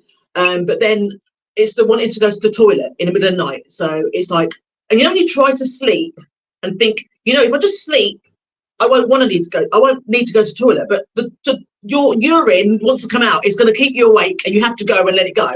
But then you have to keep doing it. It's like, then you think, hang on, it's like I've just drunk a gallon of water before I went to bed, which I didn't. But somehow when I'm going to the toilet, it's like I have. And I think to myself, where's all that come from? And then it's like, as I said to you yesterday, it's about, you know what, let me go upstairs to get X, Y, and Z. I'm not even reaching the top of the stairs, and I'm like this. I don't know what I've come upstairs for. Then I have to go back down the stairs. I get maybe to the bottom of the stairs, thinking, oh, that was what it was. And it's just, and I forget what I'm saying from 1 minute to another. If I say something to you, it's like, oh yeah, blah blah blah blah. It could be 2 minutes, and I don't know what I've said. I can't remember. And I think, oh, are you going crazy? And there's so many different symptoms, because you can talk to 10 women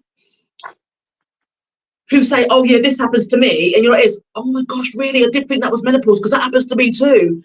And it's really important, I think, for there to be a group for women to be able to say they're going through this and not feel alone, that it might be just something else, I don't know. But also, not to be fobbed off, because I'm going to quickly say this. I've got a friend of mine who was kind of fobbed off, like we do. If you go to the doctors, they'll say, what age are you?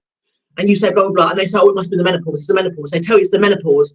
And a friend of mine, that's happened to her, and now she's poorly. She will get better. I know she will. She'll get better. But from being told that these symptoms are menopausal, and it really wasn't, to be told that you've actually got something serious happening in your body. I mean, it's not fair that a doctor would tell you that because of your age, as soon as you say, I'm this amount, this age, we all know menopause can start in your 20s. So you can't say because you're 50, 60 or whatever it is, or 40, 50, 60, that's what it is.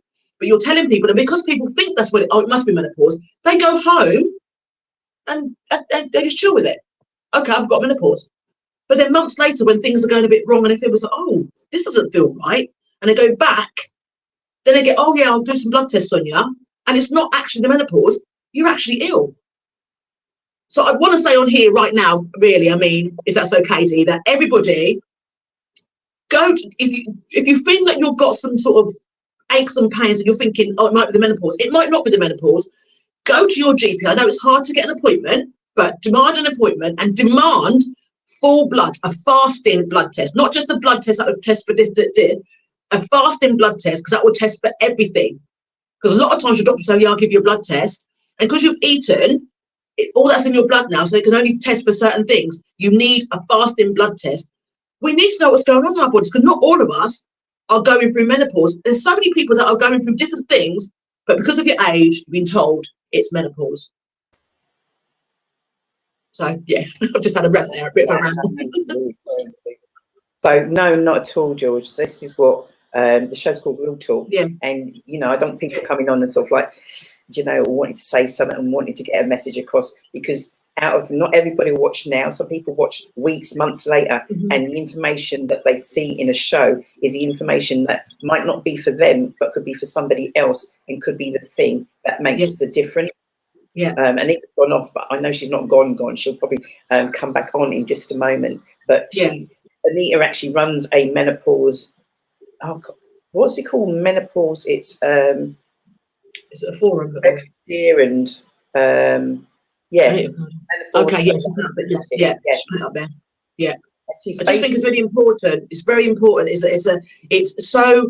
a lonely world out there if you don't know that what you're going through, whether it is or it isn't menopause, because of your age, you're thinking, okay then, and you would just be okay with it. And it might not be. I mean, I've got aches and pains and whatever.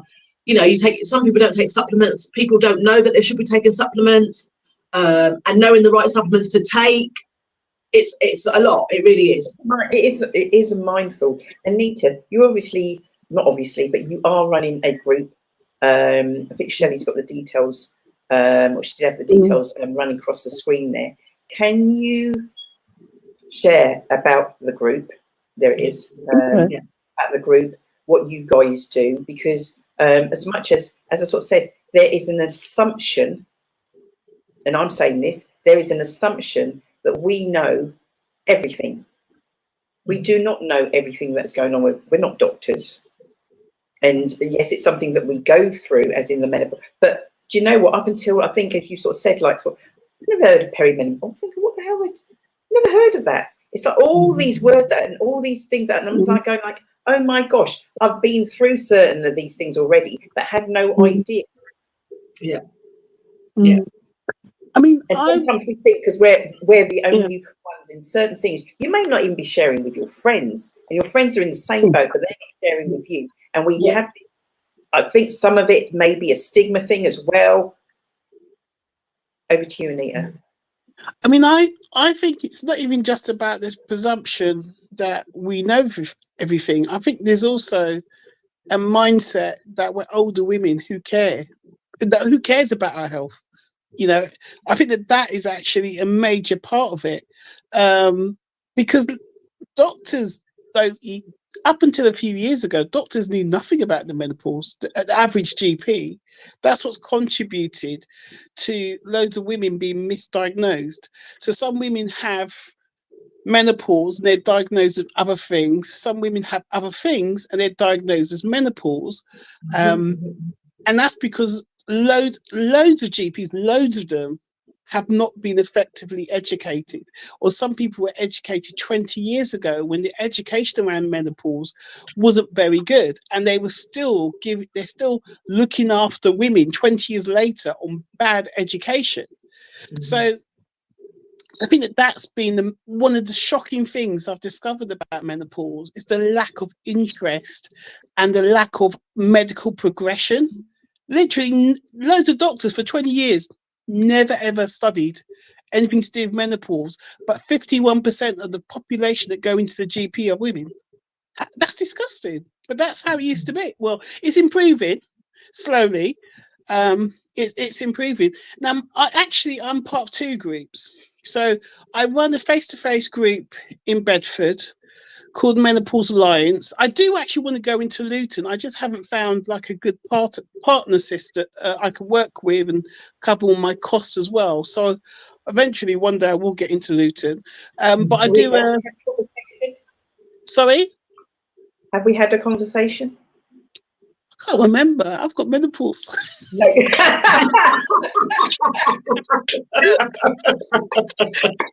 Because that was, in all honesty, even before, I'm sure I said, I'm going like, it's Bedfordshire, but I'm going like, I don't see any of the things in Luton. And don't get me wrong, because, you know, we're all busy and you've got stuff going on there, but I'm thinking like, we need something here. We need something here. So, yeah. So, I mean, I do want to go into Luton. I do want to. So I do need. I'll talk to you afterwards because it's also like about funding and all that stuff as well, and also good location. And also, my eyes are really crap. I don't want to drive in the dark. I can get a train. My eyes are really bad, but also that can be connected to menopause as well because I've got dry eyes, and as you know, when you're menopausal, everything dries up. including your eyes. So is that why? Eye drops every So all is the that why time. everybody's got WD-40 in their bags? Yeah. So so as you get to a certain age, you know, some women are advised to use eye drops because like, sometimes when my eyes are dry, if I take my glasses off, everything, not only is it out of focus, there's like a glaze, and then my because it's just dry. You know, like when things dry up, like your dry skin, everything. I put my WD-40 eye thingy on, and then my eyelashes are like windscreen wipers. And I can see them, but you can't do that when you're driving. So, but like something like that, you know. But also, you mentioned about going to the toilet or stuff. I don't know if you're kind of having yours treated, or has anyone explored it with you? Have they explored it with you? No. Okay, because I can tell you a few things because I've got a similar problem. So first of all, apparently black women are less likely to have problems with incontinence. Yeah, apparently because we have an abundance of collagen. Yeah, and collagen reduces as you age. Yeah, but because and this is the benefit for us because we have more collagen. Facially, we age better. Yeah. So if you're one of the few black women like us two, yeah, that the collagen still ain't helping us. Yeah. That's evil.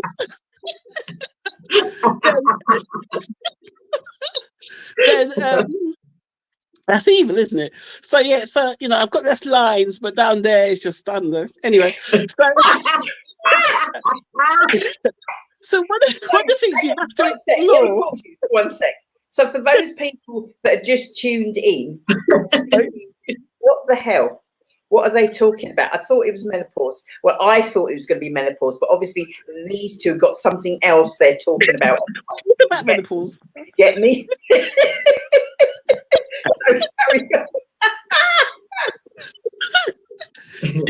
You can tell my peer support group's hilarious.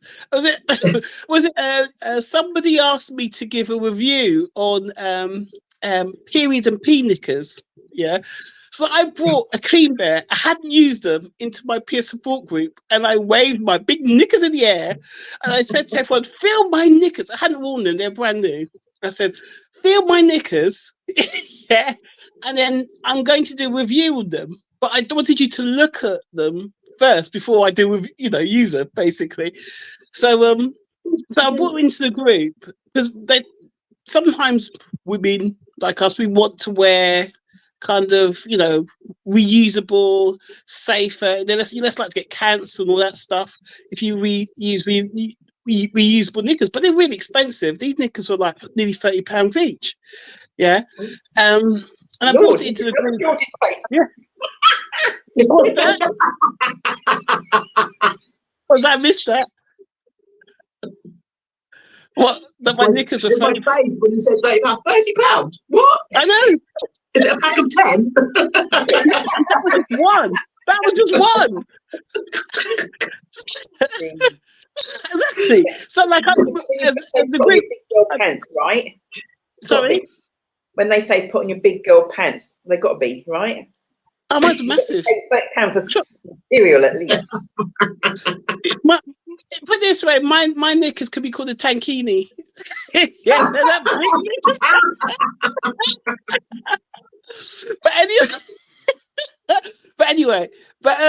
so like, what was really good for the group, I brought them in and then we talked about the topic of knickers and going to the toilet and blah, blah, blah. So it started a conversation that you generally don't have in a group of women, really. Even if you're close friends, you don't show your friends your knickers, really, do you, really? Well, not my friends, anyway. So what we're saying about the area, if you go to the toilet a lot, there's different things you can try, okay? So first of all, you need to check whether that's not connected to diabetes. Yeah, first of all, because that's one of the signs of diabetes. Yeah. And also, we also have to remember as well is that when we become menopausal, most women that's when there's increased risk of becoming diabetic. And when you're black, it's multiplied again. So you've got menopause is a trigger, being black is a trigger, and your age is a trigger. And I'm not even talking about diet and inherited as well. So that's something that you always have to check. There's no diabetes issue. Second thing you could do, you can download an app onto your phone called Squeezy. Yeah. So Squeezy is an app created by the National Health Service. I think it costs about £2. Yeah. And it schedules in pelvic floor exercises. Yeah. And it does work, but you have to remember to do your exercises about 3-4 times a day. And what should eventually happen is it should be able to retain your fluid greater, even at night time. So you're more likely to be able to sleep throughout the whole day. It could be that when you wake up in the morning, there's a tsunami as you run to the bathroom. Yeah. Yeah. But you should less likely be able to leak, and you should be able to hold it in. Okay. You know, whatever. But it also could be that you're low in, the hormones. So for some women, actually taking HRT helps improve, or they take, I forgot what it's called now. It's the tablet that you put on a long stick. This is me being technical, and you put it in your area, yeah, and it has low levels of hormones, very low levels, so it's actually quite safe to use. And what happens is, if your incontinence is caused by a reduction of the hormone, by putting that low level directly into the area it needs to affect, should help address the issue. So it could be that you need to either go HRT if you wish. Yeah, but there are, some people can't take HRT, but there are loads of people who can't take HRT, but they can take the one which goes straight into the vagina area. Yeah. They can take that because the levels are so low and it doesn't pass any of your vital organs. So if you've got like a heart condition, you can't take HRT, you can take that one because it only stays in the area that you've stuck it in. Yeah, that makes sense. Yeah. So for some people it's quite good. Yeah, some people going onto the Marina coil addresses that issue because the Marina coil has got those hormones in it, but loads of people don't get on with the Marina coil. Yes, so I don't know if any of those interest you. Yes, absolutely. I'm going to look at that squeezy thing anyway. Squeezy. Because I know when I have the babies, and they say, no, when you have the children, or if you have children, that they say, oh, make sure you do your pelvic floor exercise. I was like, yeah, I didn't do nothing. In all honesty, I did nothing. I was like, yeah, because I had to go home, because you can do it without even thinking about it. And I thought, when I'm cooking for dinner, I'll do it for like a few seconds and think to myself, what are you doing? And then not do it. But then I just realised, I think to myself, you should have done it, Georgina, because when you sneeze, things happen. Things happen. And when you need to go to the toilet, you have to be at the toilet now. It's not like, you've got to go. Yes. And it gets worse as you get older. That's another thing. If it's like that now, what would it be like in 10 years? And it's, what I find really weird is when you feel like you need to go to the toilet and you're near your home, and you need to go to the toilet, and that's fine, okay, but it's all right, I'm near home. The moment you open your front door, that's it. It's like it's coming. You're like, what? Could you just wait a minute? You're trying to, and you've got to do this up the stairs and stop on the stairs for a minute, count a few times, do a few more steps. What is that? The frustration. So many things. Anita, just a kind of question that kind of made me know. You sort of said like 10 years. It can be longer, right? To be honest with you, it varies with so many different people. Yeah. Literally, some people, it is a light switch. No side effects. Wake up, go to sleep. Oh, that's it. Some people, it goes on forever. But also, menopause is a triggerer. So it triggers heart conditions. It triggers diabetes. It triggers joints in legs. It triggers osteoporosis. So sometimes what people are suffering with are those, but they're triggered by menopause, because your hormones are your protectors, and the protectors have got all reduced.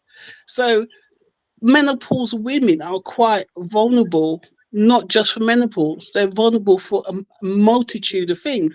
And also there's a lack of research around diversity in menopause, because the average age for a Caucasian English person to go into menopause is 51. The average age for an Indian woman is 46. The average age for a black woman is 48. Yeah. So, but if you go to a GP, they'll just say 51, because we're not really taken into consideration. And also, because it's our hormones, there are differences. So apparently black women have the highest level of, oh god, my brain, of is it progesterone or estrogen? I think black women have the highest level of estrogen, but they still have imbalances, you see. And it could be that the imbalances contribute towards disruption, so it contributes towards the side effects. But when you look at research, and when you go to the average GP, they're oblivious to the fact that hormonally different ethnicities have different estrogen levels, and the medication that's produced is not taking that cultural difference into consideration. So Oriental women are less likely to suffer from menopause side effects. But Sorry, I'll be back in a second. Someone's at my door. Give me 2 seconds. Okay. I'll be back. Thank you. Okay. So apparently Oriental women are less likely to suffer from menopausal side effects than black women. A lot. They're opposites. But science doesn't really research that. So even when we do menopause education, it's not culturally competent.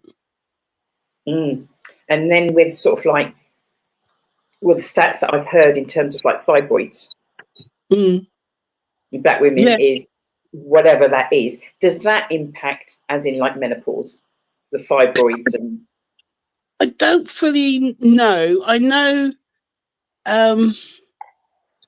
to be honest, this is where medical side, I would say I don't fully know. I know there's I know people who have fibroids struggle with regards to menopause, but this is where I would say to someone, you really need to talk to a doctor about it, because I really don't. I know women with fibroids suffer a lot.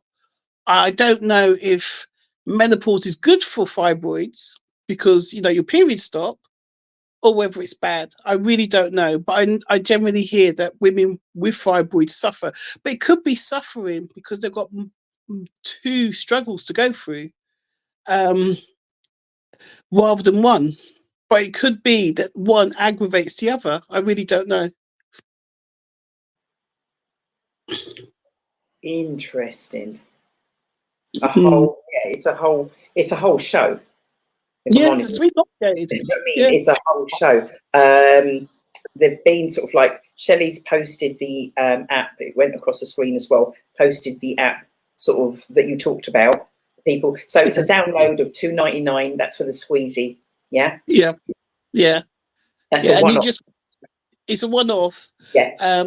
And you follow the exercises, but you have to do it 3 to 4 times a day, and eventually you'll find that you'll gain greater control, because it's also a muscle down there. And also women suffer from, I never get the name right, vaginal, I can't remember, but it's dryness, excessive dryness. So if you've got excessive dryness, that's where HRT might help. That tablet that you stick down there, that might help as well. Or you have to go and buy specialized moisturizer for that area. Don't go and buy anything that will aggravate that area, because it's a highly sensitive area.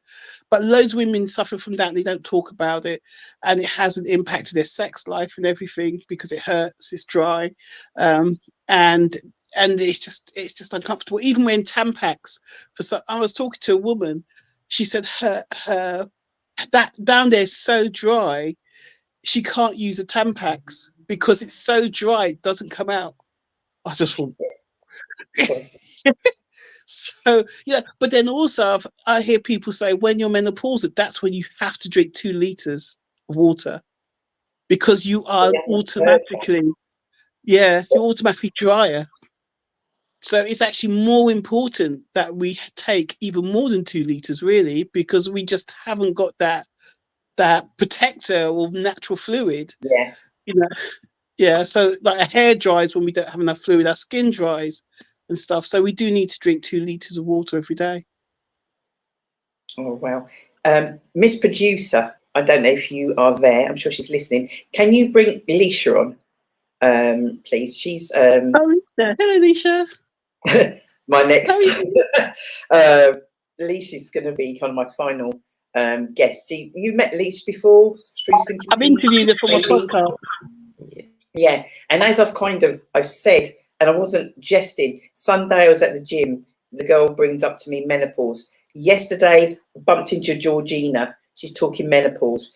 I think it was yesterday or today. I said to Leash, we talked about she's coming on the show and that. And then she said, like, oh, it was today. She'd forgotten that. And I said, well, it so happens. She goes, I think it's the menopause. I said, what do you think we're talking?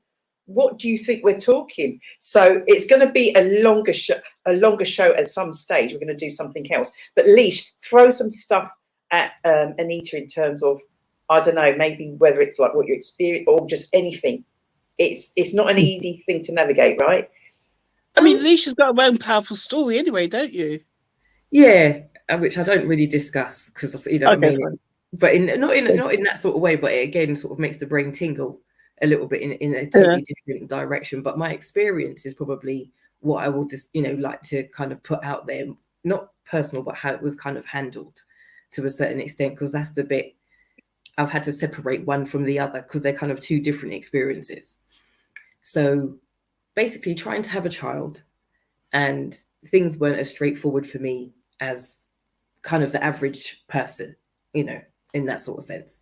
So I've trotted off to the doctor. I've discovered, or they've, think they know what it is. And I do that in inverted commas because the following words of them going, oh, we'll try this particular medication and see where it goes from here. So it was all a little bit, experimental. All of this arose from a blood test and that sort of thing where they could see things weren't right. So they wanted to investigate things further. So we go through the treatment, everything's fine.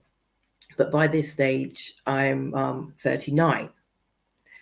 And, the 7, 8, 10, 11 years that it took me to figure out what was kind of wrong or something was wrong, to then being diagnosed and then treated. And then you have to go through a period of everything else that needs to be investigated to make sure it's still working and it's still okay. And all that, all while trying to maintain a normal life, i.e. having a partner, going to work, just paying your bills, but all, in the back of your mind, there's a lot of stuff going on. So I go to one of the final appointments with a consultant and she's like, yay, good news. And I'm like, oh, excellent. So I'm not sure where my brain was going with when she said that, but I was excited to hear what she had to say. And she goes, yeah, you're, what we've been treating you for isn't a problem anymore. Your blood levels are normal. But by the way, you're menopausal. Literally in just one breath. So I walked in there at 30, 31, wanting to have a child, and walked out at 39 going on 40, kind of going, well, that's that then.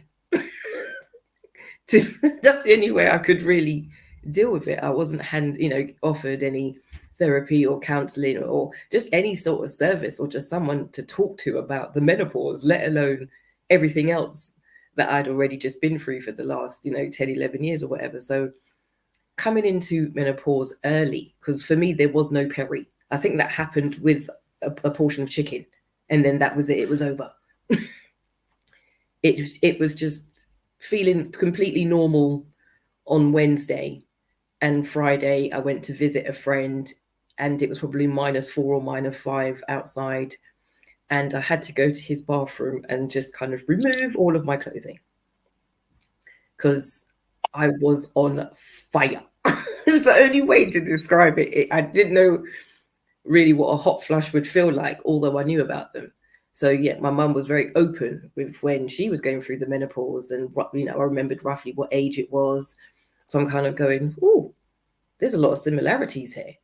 It seems very early on, late 30s, early 40s that you start experiencing this stuff. And then literally by the time I got to 41, I think now, maybe even 40, I can't remember, but I did the happy dance because my experience of what it was to have a menstruation every month was the most horrific pain I've ever experienced in my life.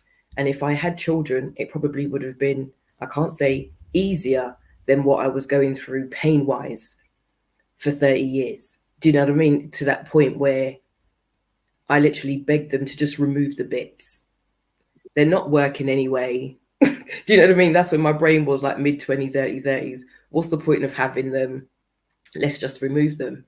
And then I hear women who say they did have hysterectomies and how literally 6 weeks later they're, experiencing menopausal symptoms and it's full blown and that's it. They're on that journey. So maybe it was wise to not go through, or be offered that type of service in my early 30s, because at least it gave me an opportunity to potentially still try to have a child.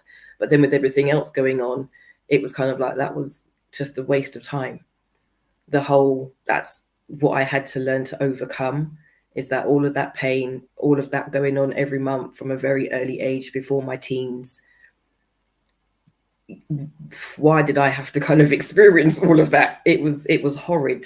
It was horrid. So when my menopause kind of settled down, which has taken about 5 or 6 years, where the symptoms are still there, but I'm not sure if it's what I'm eating or what I'm doing and how I'm feeling, why the symptoms aren't as severe, or maybe I have a better way of handling them. I don't know what it is, because I'm not doing any sort of homeopathic remedies or any HRT or anything like that. I just hit it cold turkey and just deal with it. Whatever it throws at me, I'm going to deal with it.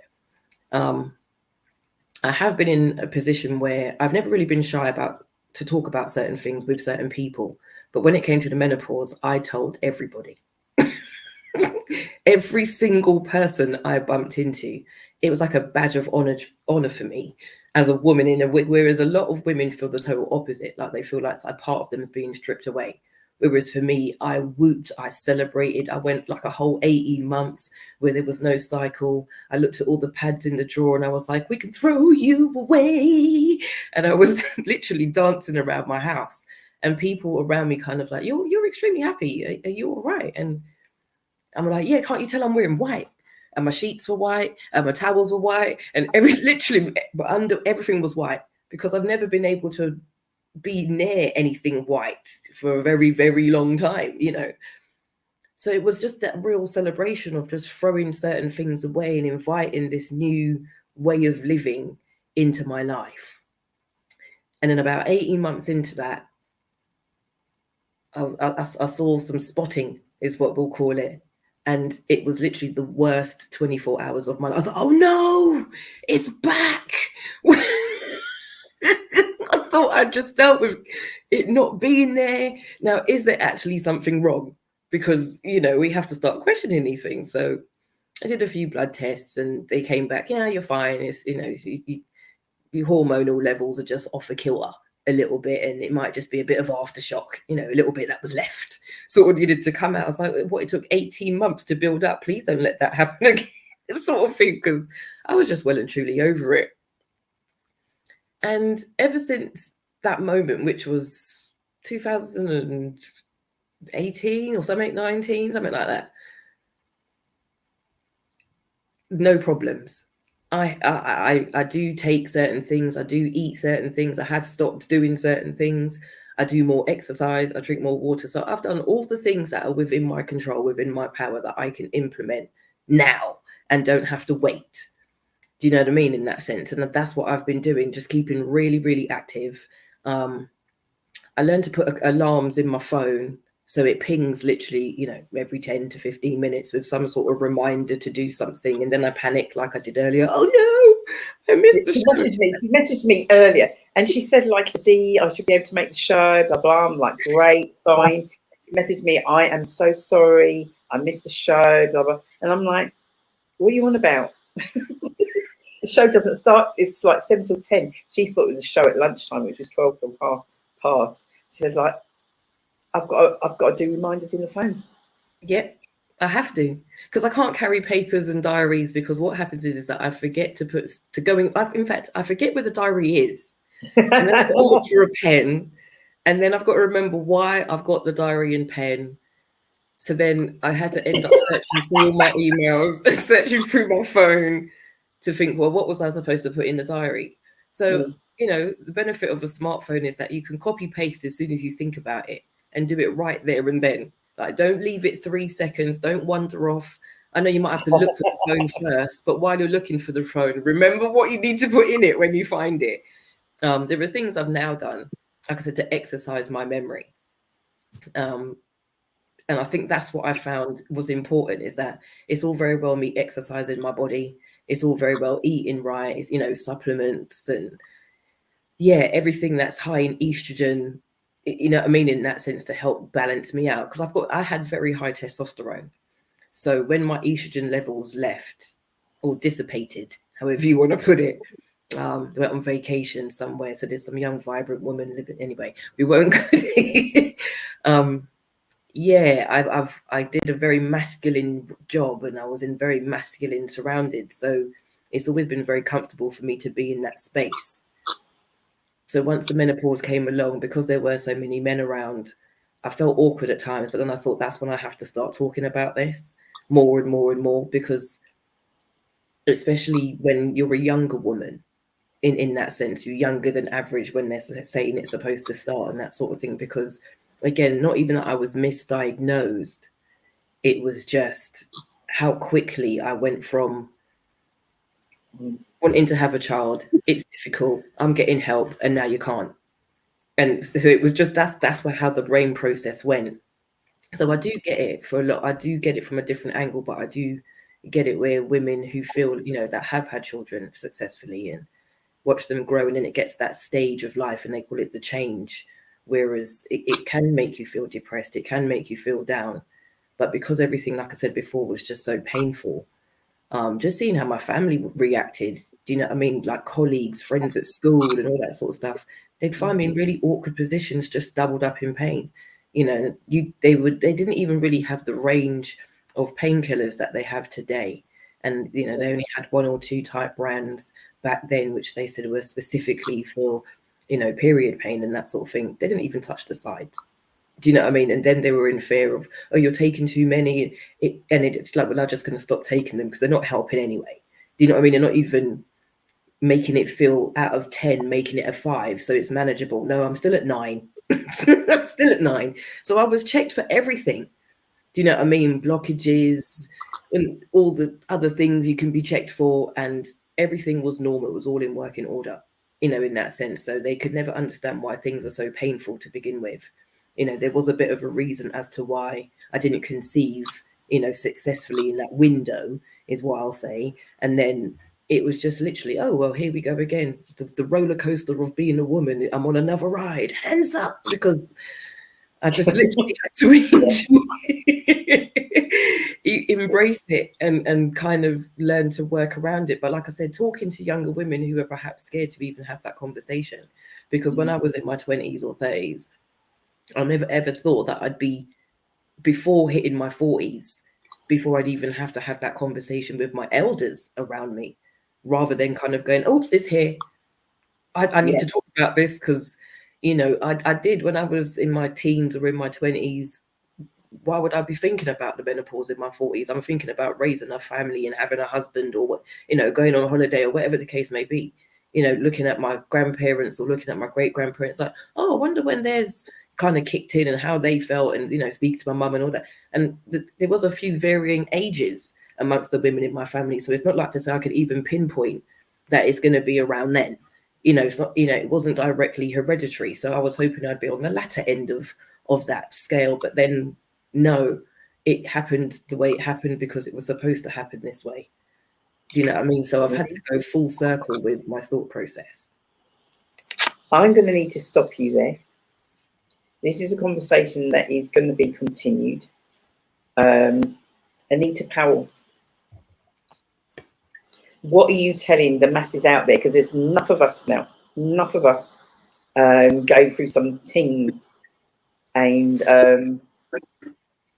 I know Shelley put up your details earlier on, but any signposting, anything that you can give us, anything that you're doing 2024, I know you're coming to Luton. I know that much. Okay. Yeah, anything that you can. Well, I think one thing I've learned about the menopause, it's important to hear other people's stories, because sometimes there's an overlap with you. Loads of women don't talk about incontinence. Loads of women don't talk about all kinds of, like, the dryness down there or their dry eyes, and they don't realize it's a menopause symptom. And then they go and talk to somebody, and they say, "Oh yeah, this is my menopause symptoms." Go, "What?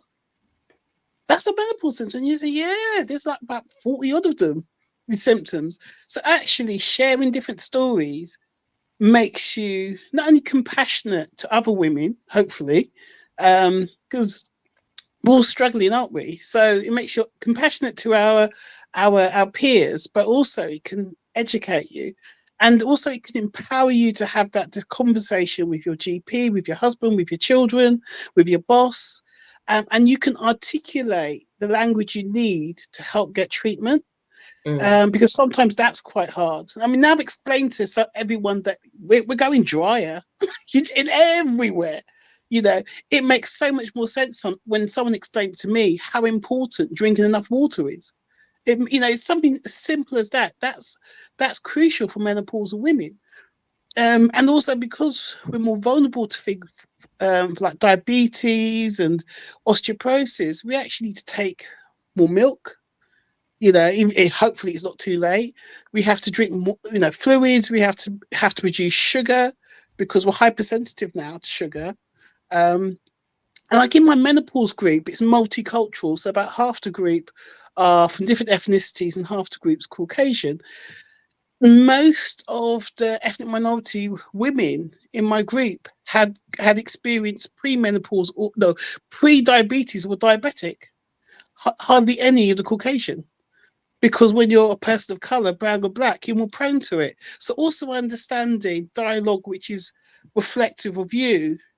So whether you're, young menopause, older menopause, diabetes, and also there's a relationship with hot sweats to do BMI as well. You're more likely to go through hot sweats. If your BMI is high, you're more likely to suffer all menopause symptoms if you have a higher BMI, because unfortunately fat produces its own level of hormones. So therefore, the larger you are, you're more likely to have hormonal imbalance because you have hormones from your fat as well as your biological hormones. So, even understanding things like that makes you're armed with information so that you can make choices, because doctors really, you've only got 10 minutes. And if you've got 10 minutes with a bad doctor, that's a waste of your time. 10 minutes? Is that how long you got now? I thought it was only 5. Is it 5? God, it's even worse. Yeah. 5 minutes. Takes me 5 minutes to find the room, get up the stairs. And they only hear one thing. They only want to hear one thing. You're there. They only want to hear one thing. Yeah, exactly. Time's up. Yeah.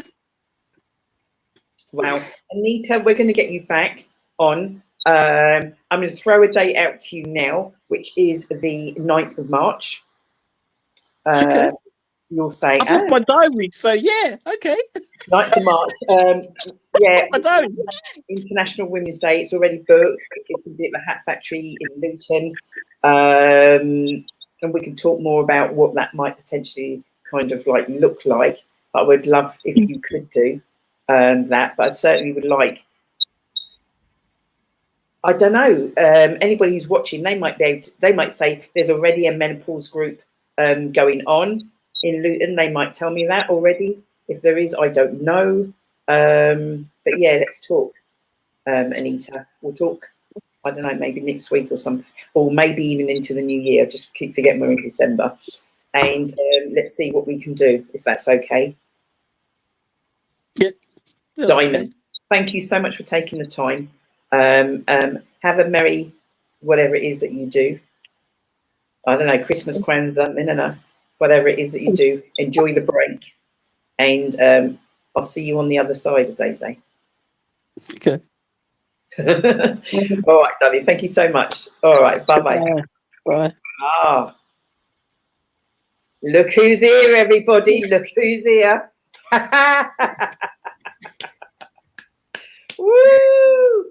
Leisha's in the house. Leisha's in the house. Oh, gosh. How are Oh, you? I'm good. Good. Do you know what I mean? I'm good. Um, Obviously, I was hoping to see you at the weekend. The 9-year celebration. We've postponed that to next year sometime. We had International Men's, and then we were out on Saturday again. And we'd had the market, and it's just been busy, hectic. And rather than try and overload ourselves, it's like, do you know what? We can still do that. We can do that in the. Do you know what I mean? We can do that in the new year. So to the masses that are watching, and there's masses watching us right now, they're going like, I know her, I recognise her. Do you know what's really strange? I noticed this earlier. The last time I was on the show, when you was with at Pamtengo, I think it was, and I had on this same jumper.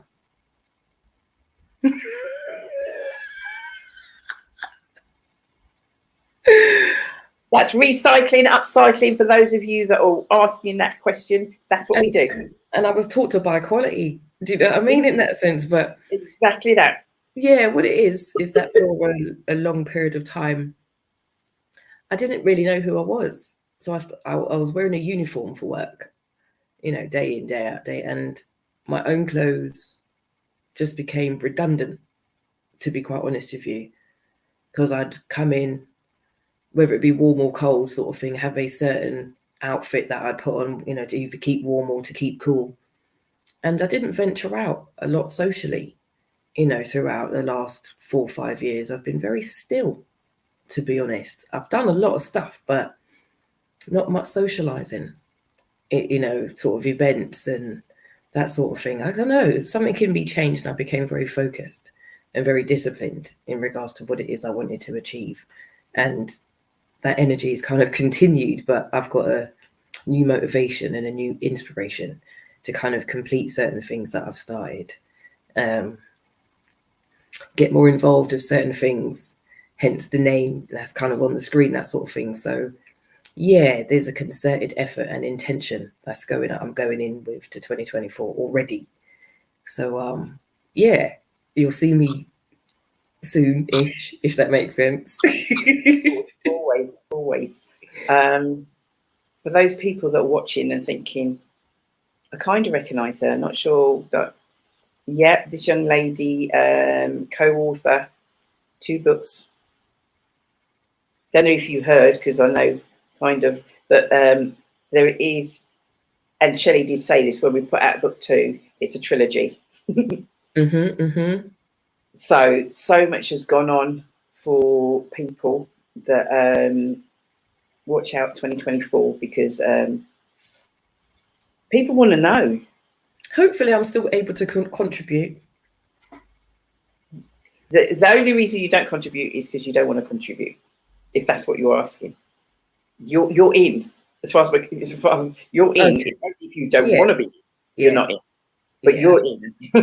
And you'll get all that. So we haven't got any dates, nothing's planned, nothing's what have you in that, but just saying 2024, oh my gosh, they've made me plant the seed yet again. 2024 book number 3 it's needed, will be coming out, because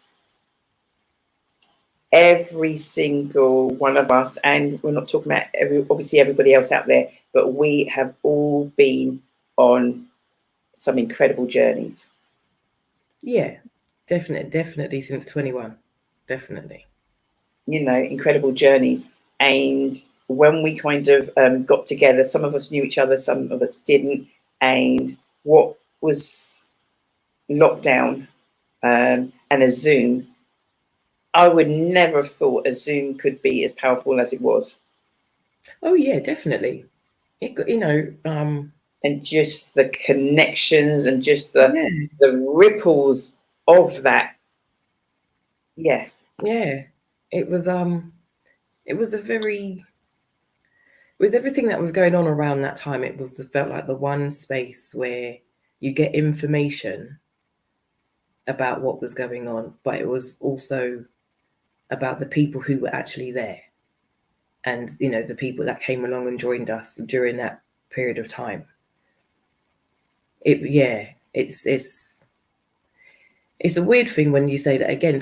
When something's meant to happen, is meant to happen. And those people that click that button that first week, second week, or third week, or whatever it was, and stayed for the duration, it's probably as an adult, the commitment and the consistency. And all right, there's men involved, but not many. It's predominantly women in that respect. Yeah.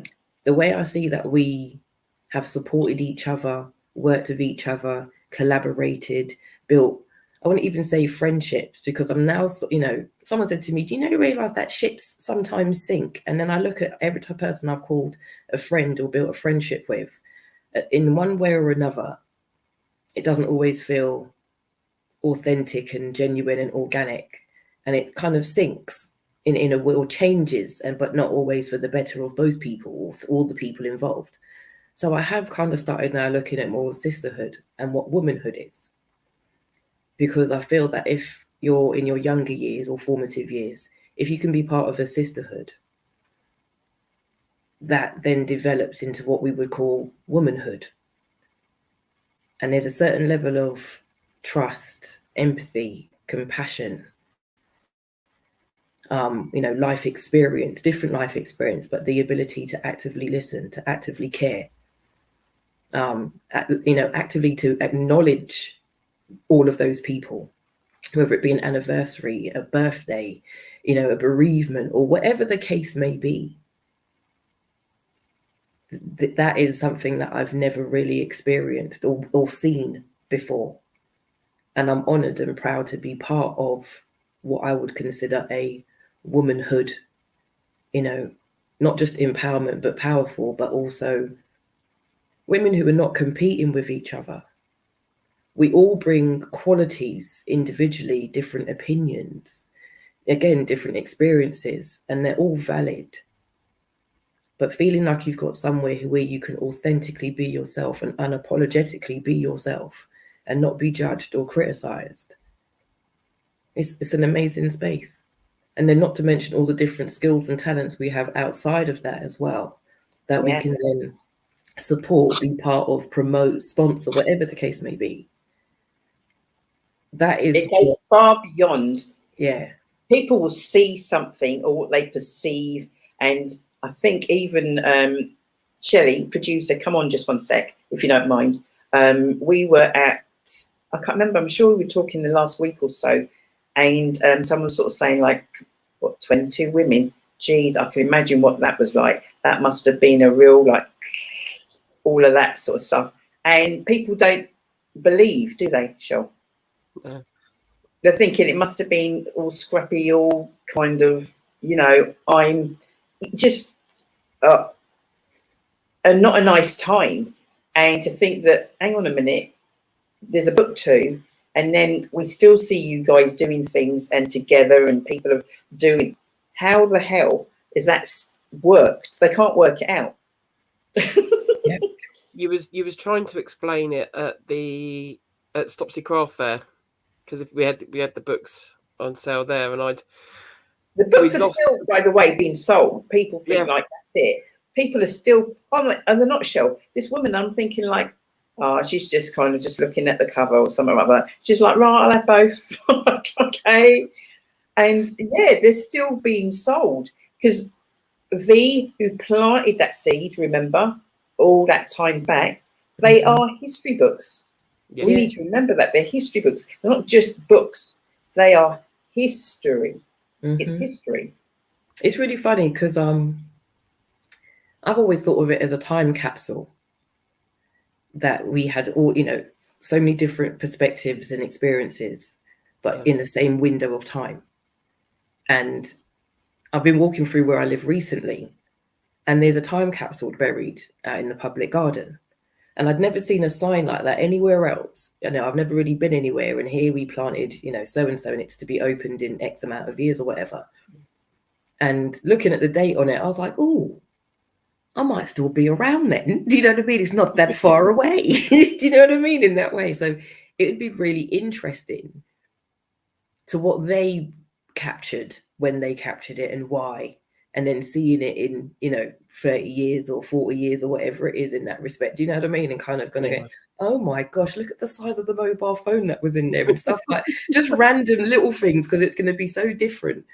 Do you know what I mean? Yeah. And yeah, I'm glad that we still sort of find joy in doing stuff like that, like leaving that legacy for the next and the next and the next. And yeah, so that's what makes me proud as well. Do you know what I mean? So I feel like the books, or being part of the books, being parts of these experiences, are all my like little babies and then their offspring. And you know what I mean, in that sense, where I get to leave a different kind of legacy, but I'm still kind of in there. And I mean, again, a different experience from being a parent. Do you know, because I might go, yeah, your life looked really fun, and you were able to do this, and you be able to do that, and it'd be like, yeah, you're damn skippy, I am. Do you know what I mean? Just the freedom, I think, and I've never really, what should I say, taken advantage of it enough. I've always kind of felt a certain way, but yeah, it's nice to be able to see people's children and then hand them back, and then just get caught with auntie, and you can only have them for the weekend and that sort of thing. And we're all different in that way, and it was just nice that there were so many different personalities, energies, people, frequency, however you want to put it, that makes you comfortable, but that we all came along and had that hymn sheet, should we say, and we may have all been singing it, some out of tune, some in tune, but we were all singing the same song, and that's beautiful.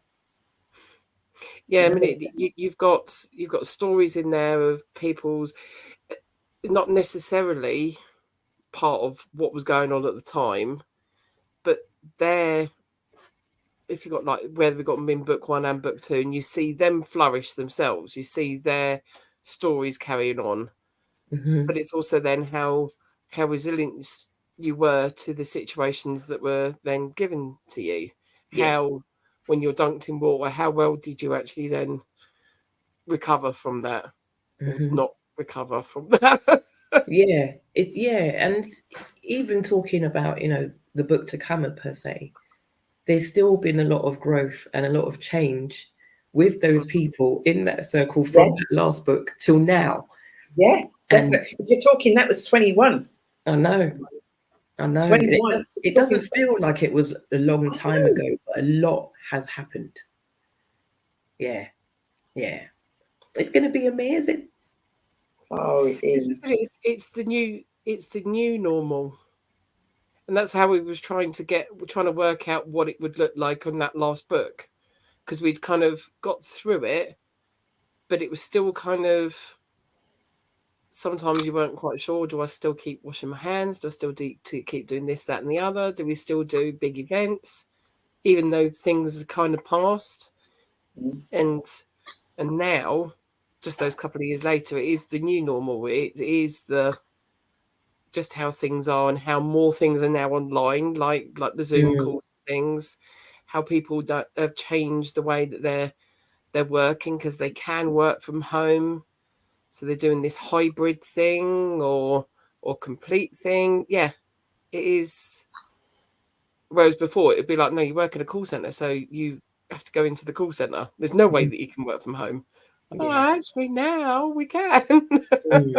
Yeah, exactly. And I know some people that I've spoken to and that I know of, time's moved on, but unfortunately they are stuck back still in the COVID times because of the impact that has had on them. Yeah. I remember sort of like there's quite a few things people like going like, how's it going, and all the rest of it and that. And obviously, I am mindful that, thousands upon thousands of people passed and all of what went with that. If you're speaking to me, Dee Bailey, so whenever I'm speaking on behalf of myself and my experience. It wasn't a horrible experience for me at all. So many things, positive things, came from that lockdown period. And if it wasn't for that, I don't know. I don't think, would we have written books? I don't think so. I don't think that would have been in the It wouldn't have been in our remit on the to radar.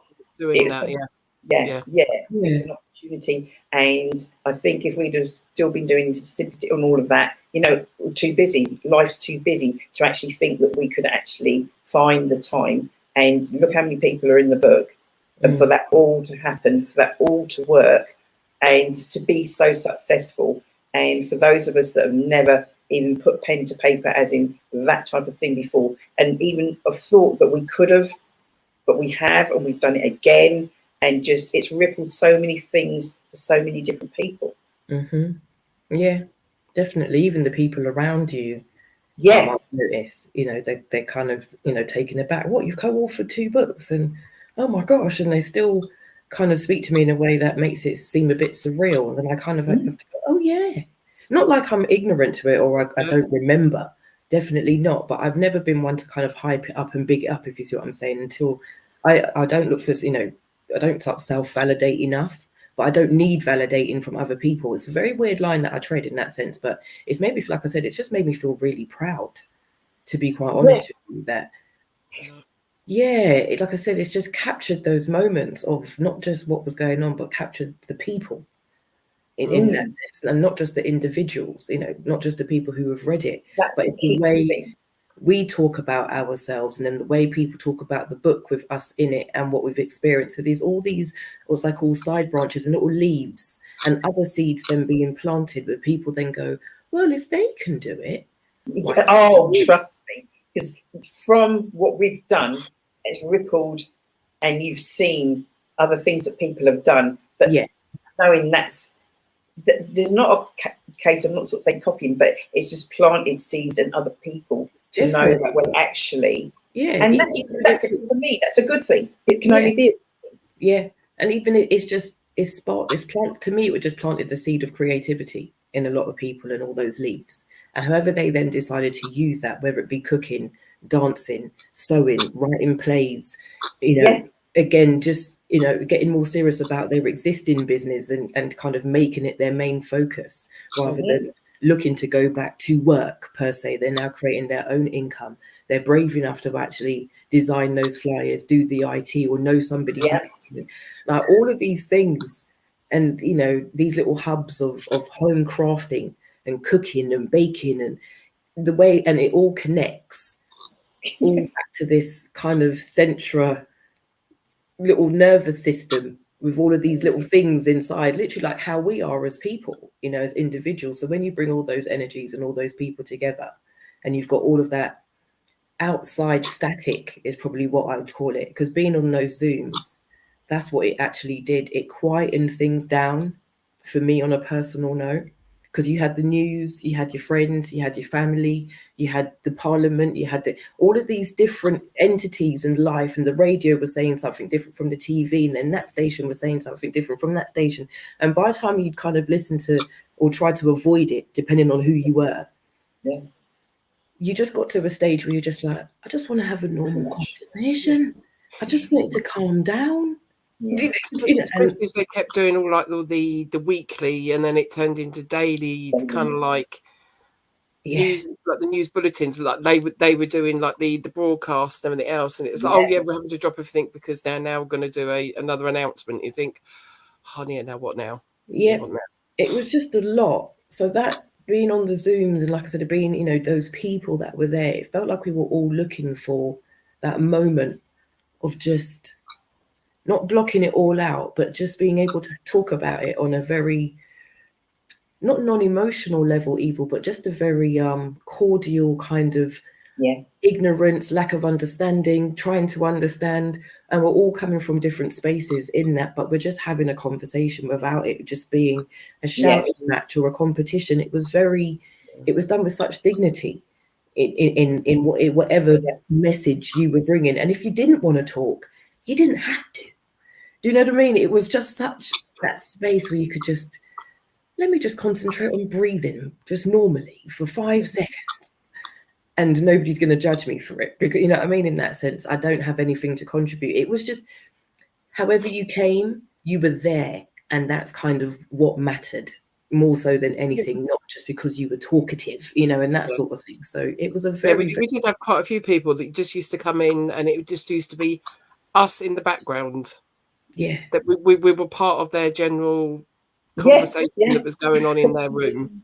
yeah. So where you would normally walk in and put a radio on because you're at home on your own, or you put the telly on. I hate being in the house and it's quiet. I have to have something on somewhere.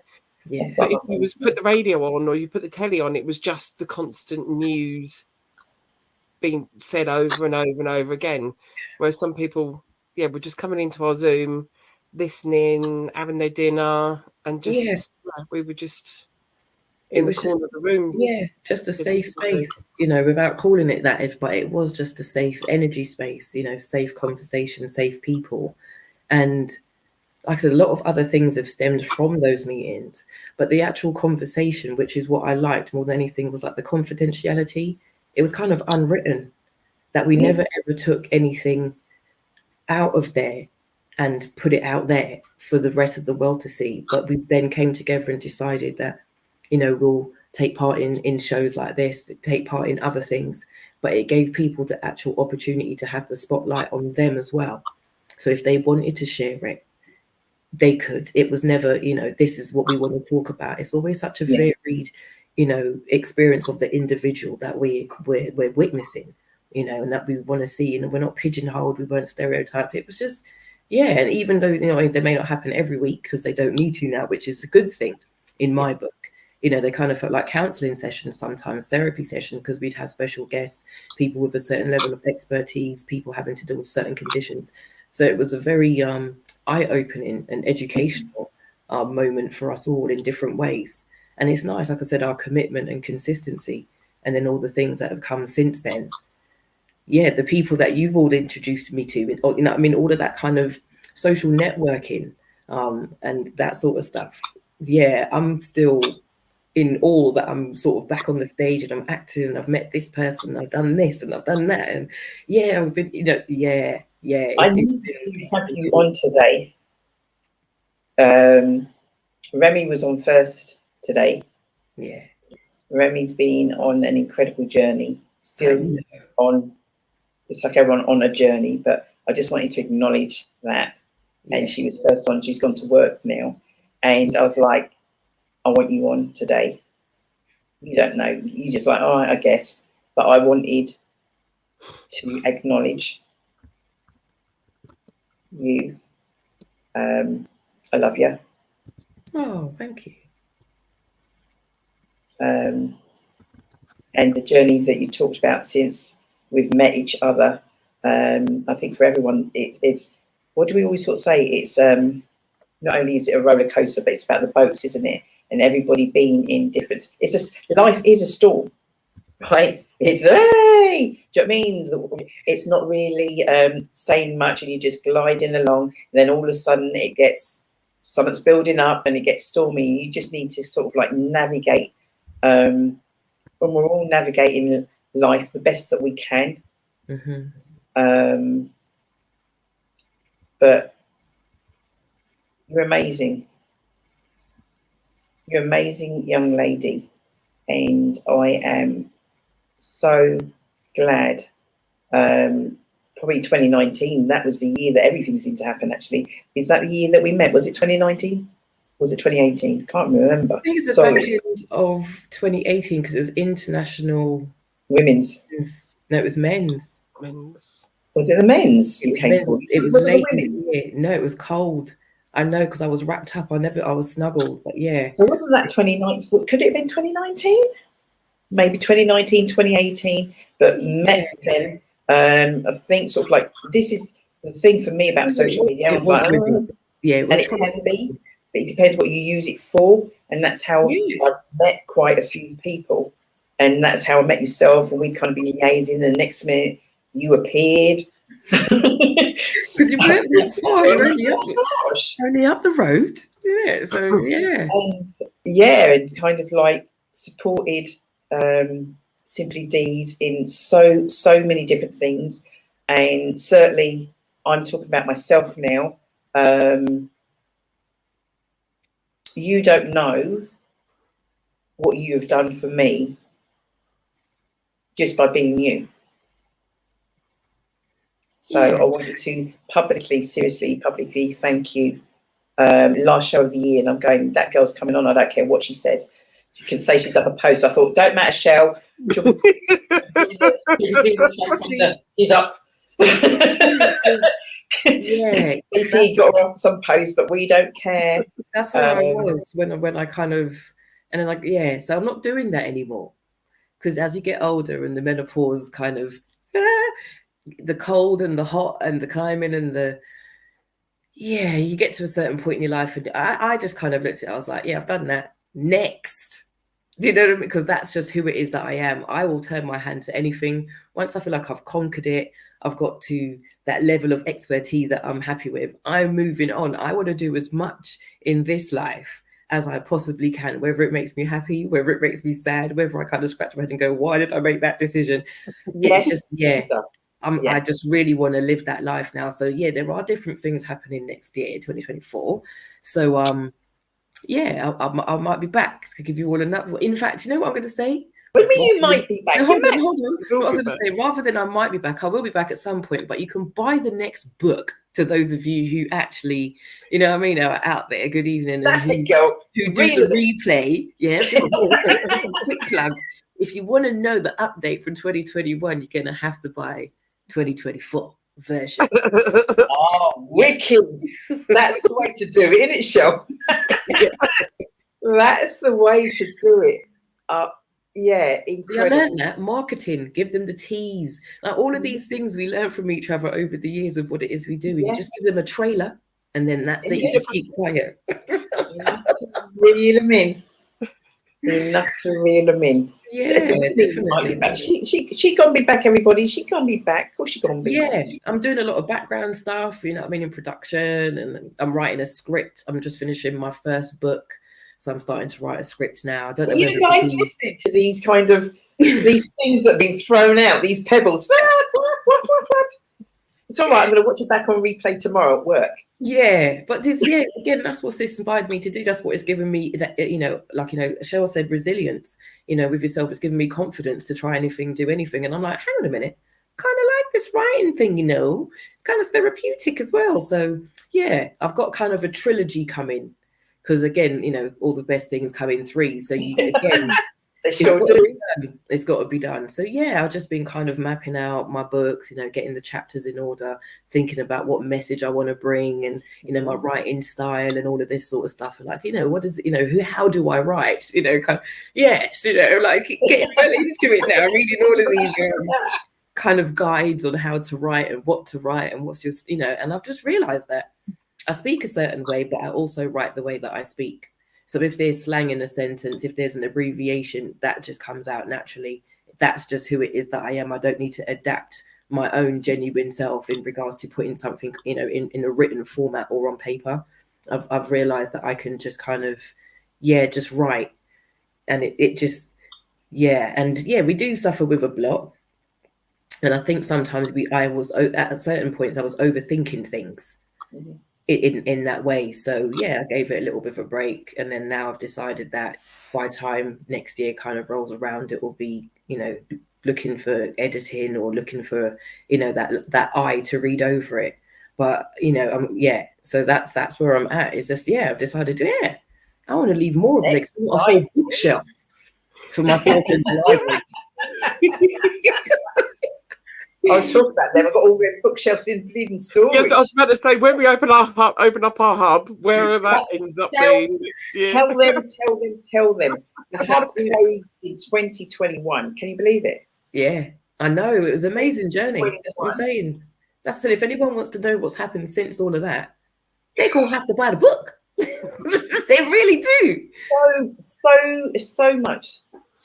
If we went through kind of like, and I'm sure sort of like, between myself and Shelley and Cecile, hopefully before the end of the year, we're going to sort of like, because I like to kind of post just some of the stuff that we've kind of done. Yeah, do a recap. Like when you sort of thinking that, you go like, we've done a few things, and then it's like, shit, have we done all of that? That's what's so we're going to post out that 2021, the hub closed, and Gutted's not even the word on so many different levels. And we talked about that, didn't we, Michelle? Talked about it at the weekend. It wasn't just a case of there was items for sale. It wasn't a case of the hub part of it was you're there, you're just there. And people used to walk past and the next minute, I can't stop, hour and a half later. Yeah. Because it was nice just being able to talk, have a conversation, whatever. It could be anything and everything. People used to stop there. Shell was there in the week, and I was there at the weekends, and sometimes, you know, Cecile was there also as well. And V was there also every Thursday with Shell. And yeah, the conversations, the people that you met and engaged with. And people even now are still coming up to me, what happened to the hub? Why are you not there? And where are you now? And I'm like, we ain't nowhere yet. Yeah, definitely. This coming year. Again, with the other events, how we, you know, incorporate and invite and make sure we're all in attendance and support. Because it goes, you know, it's just that reciprocity. It goes both ways. What you give is what you get back with us. And that's what it is that we really notice. So, yeah, and we've realised that it doesn't really cost us anything to give. We're not giving something away. But what we receive is so beneficial just in life to keep you going till the next time and the next time, because it is a lot of laughs. You know, it is a lot of healing. And it is a lot about just that, again, that intimacy that we've created, you know, in that way. And yeah, I can't say there's many other groups that I've seen that have come together the way that we have and continued to develop, to grow as a group, but also as individuals. And the way we benefit each other and the way we all value each other. Yeah, it's an amazing experience. I do actually feel as if I've got an extended family. That's why it's real, you know, a real sisterhood, a real woman. You know that. Yeah, it does really feel like that, though, you know, because a lot of people would say, yeah, you feel like family, and even you don't even feel like family with some of your family sometimes. It? You know, so amen, sister. You know what I mean? So to kind of look at, you know, 25, 30 people and kind of go, wow, they've kind of seen a different element of me. They've seen the changes, they've seen the growth, and I can say, do you know what I mean? There's so many different ways in which that we can all we've come together. So yeah, I do feel like as if I've gone from like a young woman who was mature and responsible, but now I can add disciplined and happy and all these other words to my list that you lot have all helped me add to my list. Do you know what I mean? Does that make sense? Yeah. Yeah, my vocabulary of the way I describe myself hasn't ended yet. I've still got people around me who are adding to that and making me sort of acknowledge it and accept it and embrace it. And then, you know what I mean? If I say to people now, if I'm shining too bright, wear shades. Click, click, click, click, click, click, click, click, click, click, click, click. That's it. Right, Sister Leash, if you guys want to know more about what's going on with this young lady, just type that in, Natural Mystic. Just type it into Google. Yeah. I know, like, Google knows a crap about me. It knows everything, to be quite honest. So I'm on Facebook. If you type in Natural Mystic, it will bring up everything that's linked to that as well. So you'll see my profile, my group page, all that other stuff. I'm on Instagram. I'm on TikTok, just being, you know what I mean? But yeah, I've got a lot going on. But I will finally mention Resonate with Rena is still there. So I still do my creative side. Do you know what? I was even going to say that. I think I was doing something like that. And I was like, I've tagged her, but I was going, is she still doing the stuff? And I'm going, like, God. Yeah. And, you know, my granddaughter, Tiana, said, like, Nanny, she goes, what is this? And that's why I've still got my phone holder. She's like, what is this? So things like that. Yeah. So I know that's why I said I've not really been on social media. I kind of focused on my career, if you want to call it that. But in the background, I've always been beavering away doing something. Do you know what I mean? But I'm not very good at self-promotion, advertising. I kind of had to give social media that little bit of break because it began to feel a bit monotonous for me. And I just needed some time for me. Do you know what I mean? No apologies. So when I do sort of, you know, decide to come back, I do sort of throw a few little bits up here and there. So yeah, back on all of them, got everything kind of just in the background. But if there's messages and things that are on there I do tend to respond really quickly. So even though I may not be posting or I may not have, my face out there as much anymore, there are messages. I still comment on people's Facebook. I still, like I said, go into my DMs on the varying apps and respond to messages accordingly. But yeah, check out Resonate with Rena. I'll type something in the chat so everybody can see it. And yeah, just so you can see how it's spelled. If need be, and then we'll just So yeah, I'm just on the new ventures now. I'm adding to the list of things that I already do. Oh, amazing. Thank you. So many levels, young lady. We will be catching up for sure.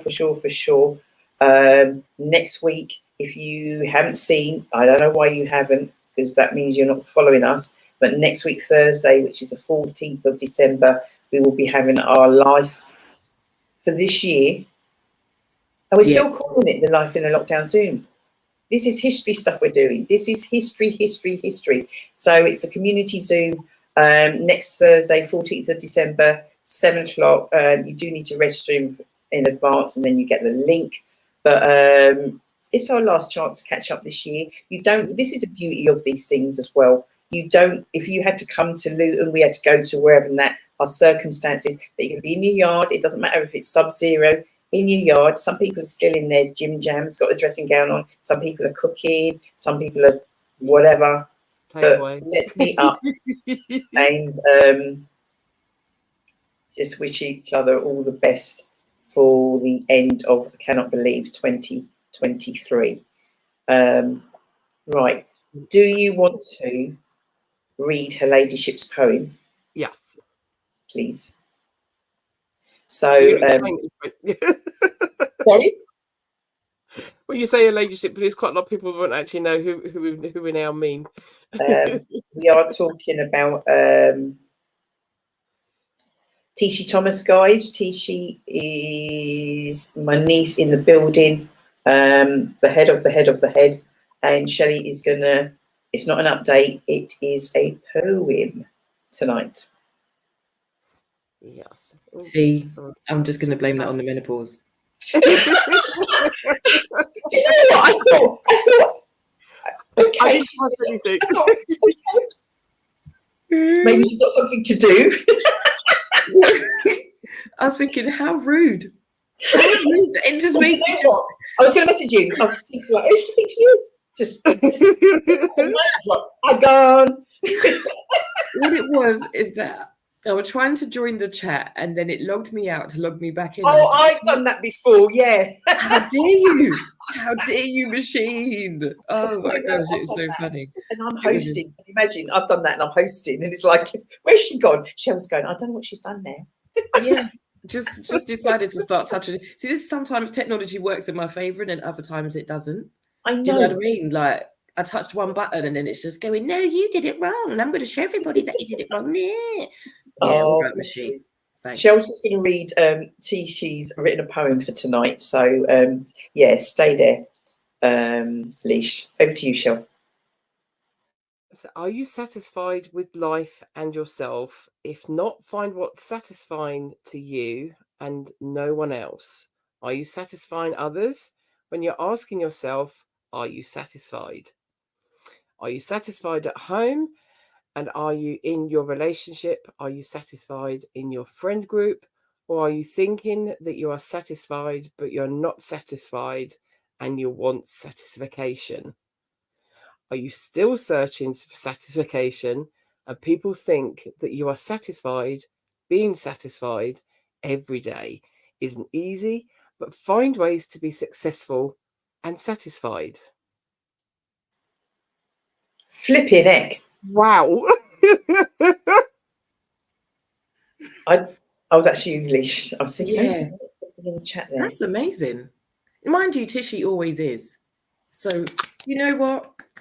2024, right, I'm putting it here now. 2024, we somehow, whatever way we're going to do it, we're going to get published. We have got umpteen, I don't even know. You better put a number down in that chat, Tishy Thomas. You must have got over 100 now, surely. Must have over 100 now. And that's more than enough, even if we're talking ebook format, whatever it might be, and let's get them out there. Even audio. to be honest.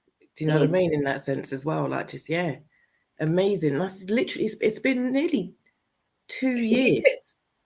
Because literally, it was a case of, if you remember when we did the book, which was 2020, and it's literally, it was a case of, because she does her updates, we took the updates and put that into the book. Then don't ask me, literally the book's published, then all of a sudden poems start getting written. It's like, you what? Yeah. She started writing poems. She just 2020. She'll definitely need an over 18 sign on Yeah, something. there's going to be 2 versions. I won't be. Nana, Tishy Thomas, Nana ain't gonna be reading them ones, you know that. So there'd have You to wouldn't be even read them ones. one that's on the normal shelf and one that's on the top shelf.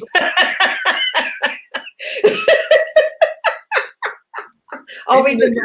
My brain just kind of went. I was like, "Oh, hang on."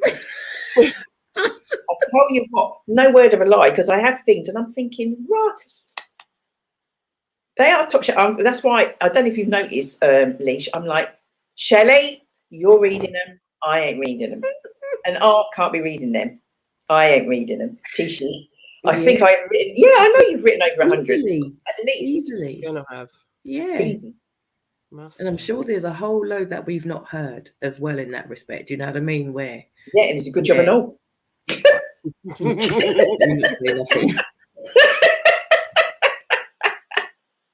Oh my gosh.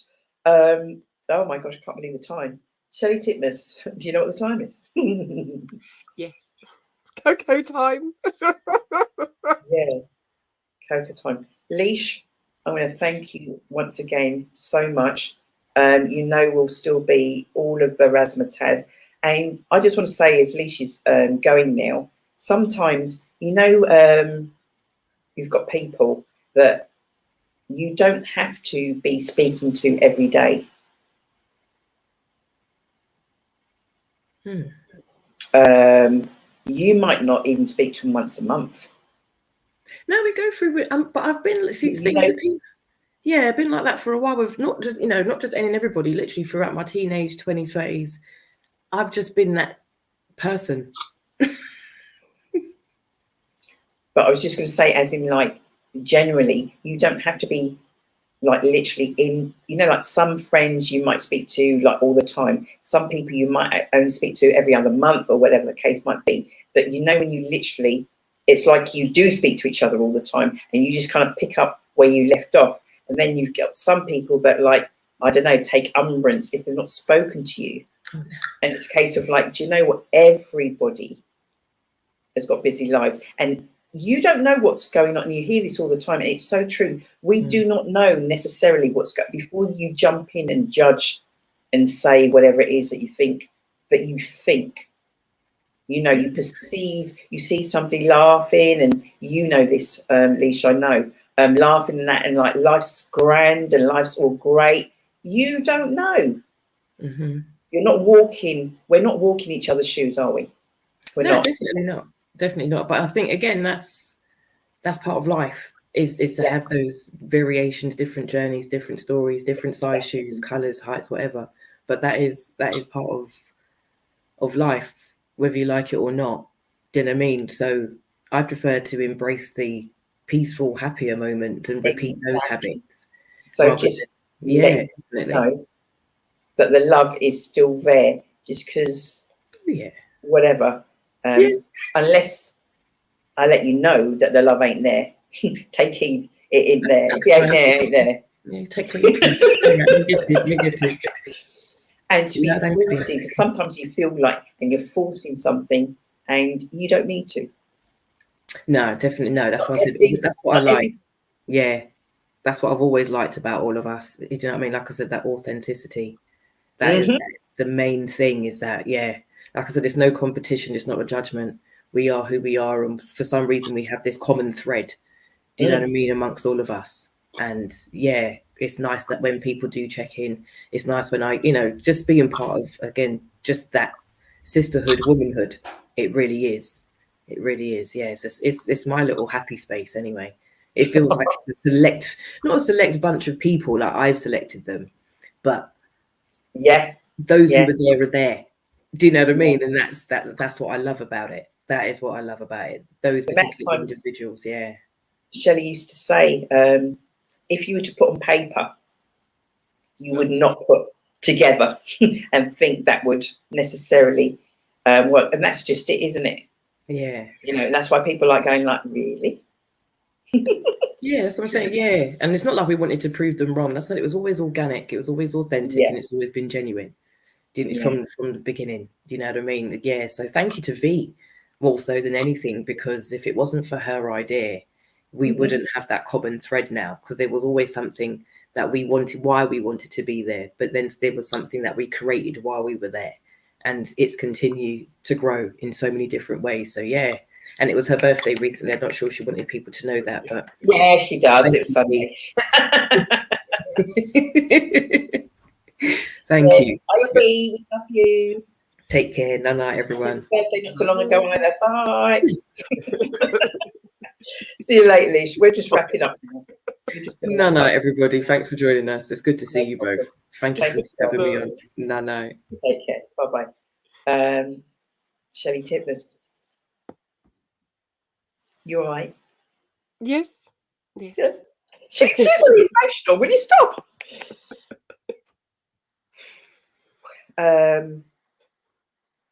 If I say yesterday, I don't think I had any guests. No, you didn't. I didn't have any guests. I had kind of like thinking, and then there was a point today, and I was going like, have I got too many? There's somebody that I don't know whether or not she did show, but she was going to. But I'm sure you would have said to me if there's somebody waiting in the wings, I'll aim to get her on maybe New Year. There's a few people New Year. So I want to say something now, then I'm going to ask you to say something, and then wrap and we're finished. So bearing in mind there was no guests, bearing in mind all I was hearing menopause, and I'm like going, I need to touch on it today. Bearing in mind Gray, that's Georgina's son, never met him before, apart from International Men's, which was, what, 2 weeks ago, if that? Yeah. And I kind of collared him, got him on stage, and then I was like, both the sons actually, so I can't remember what the other one's name is, Pele. He's at Luton versus Arsenal today, so I don't know what the score is there. Do you know what the score is? What was it? We're at 82 minutes and we are tied at 3-3. No way. Against Arsenal, we are tied 3-3. So as far as I'm concerned, I've been watching all the updates come up on it. As far as I'm concerned, we're winning against Arsenal.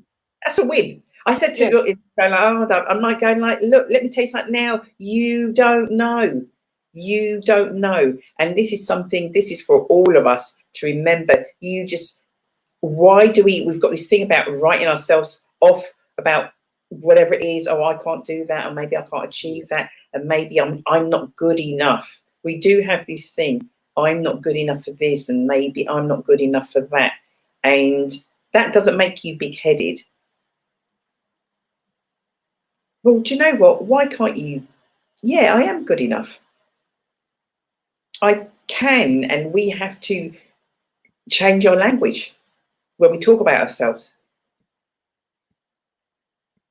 You know, Gray came on, and I'm just thinking, I don't even know his journey. Talk about school, blah, blah, blah. Went on a little bit from that. And now I think we've got an additional event for 2024, have we not? Oh my gosh. Yeah, that's exciting. I mean, when he was stood on stage, I didn't say it at the time actually. When he came and stood on stage and you pulled him forward and he started talking on the mic, the way he got hold of the microphone and put his foot on the foot of the mic stand. Yeah, like, who are you? And it was like, the split second, it was like, who? Hang on. Didn't know anything about him at all, but yeah, he just got to that pose, and it was, you've held a mic before. Who are you? I can't remember. Did he say, what did he say he wanted me to do? Did he say sing? He heard me. No, he didn't say sing at all. No, you're not singing. I love you, but you're not singing. I'll give you a mic. I don't think he said he loved me, but I think he said something along the lines of not no to singing, didn't he? He did say. I'm going to watch the take back. Great, I'm watching it back tomorrow just to see in case you and may not have appreciated that. But my mind's already doing overtime on that. It's not my event, so I'm sure you can think where you like. Yeah, I'm wow. Sure did he say Paloma Faith? Pardon? He said, did he say he'd written for Paloma Faith? Yes. Yes. And a few other people like, yes. If you're looking on the in the chat, I put a link to his SoundCloud, I think it was. Okay. Yeah, I'm sure it wasn't Spotify. I'm sure it was SoundCloud that would have. I can't see it now. He did say early 2024 as well, didn't he? I think so. Yes. Okay. So we will be in talks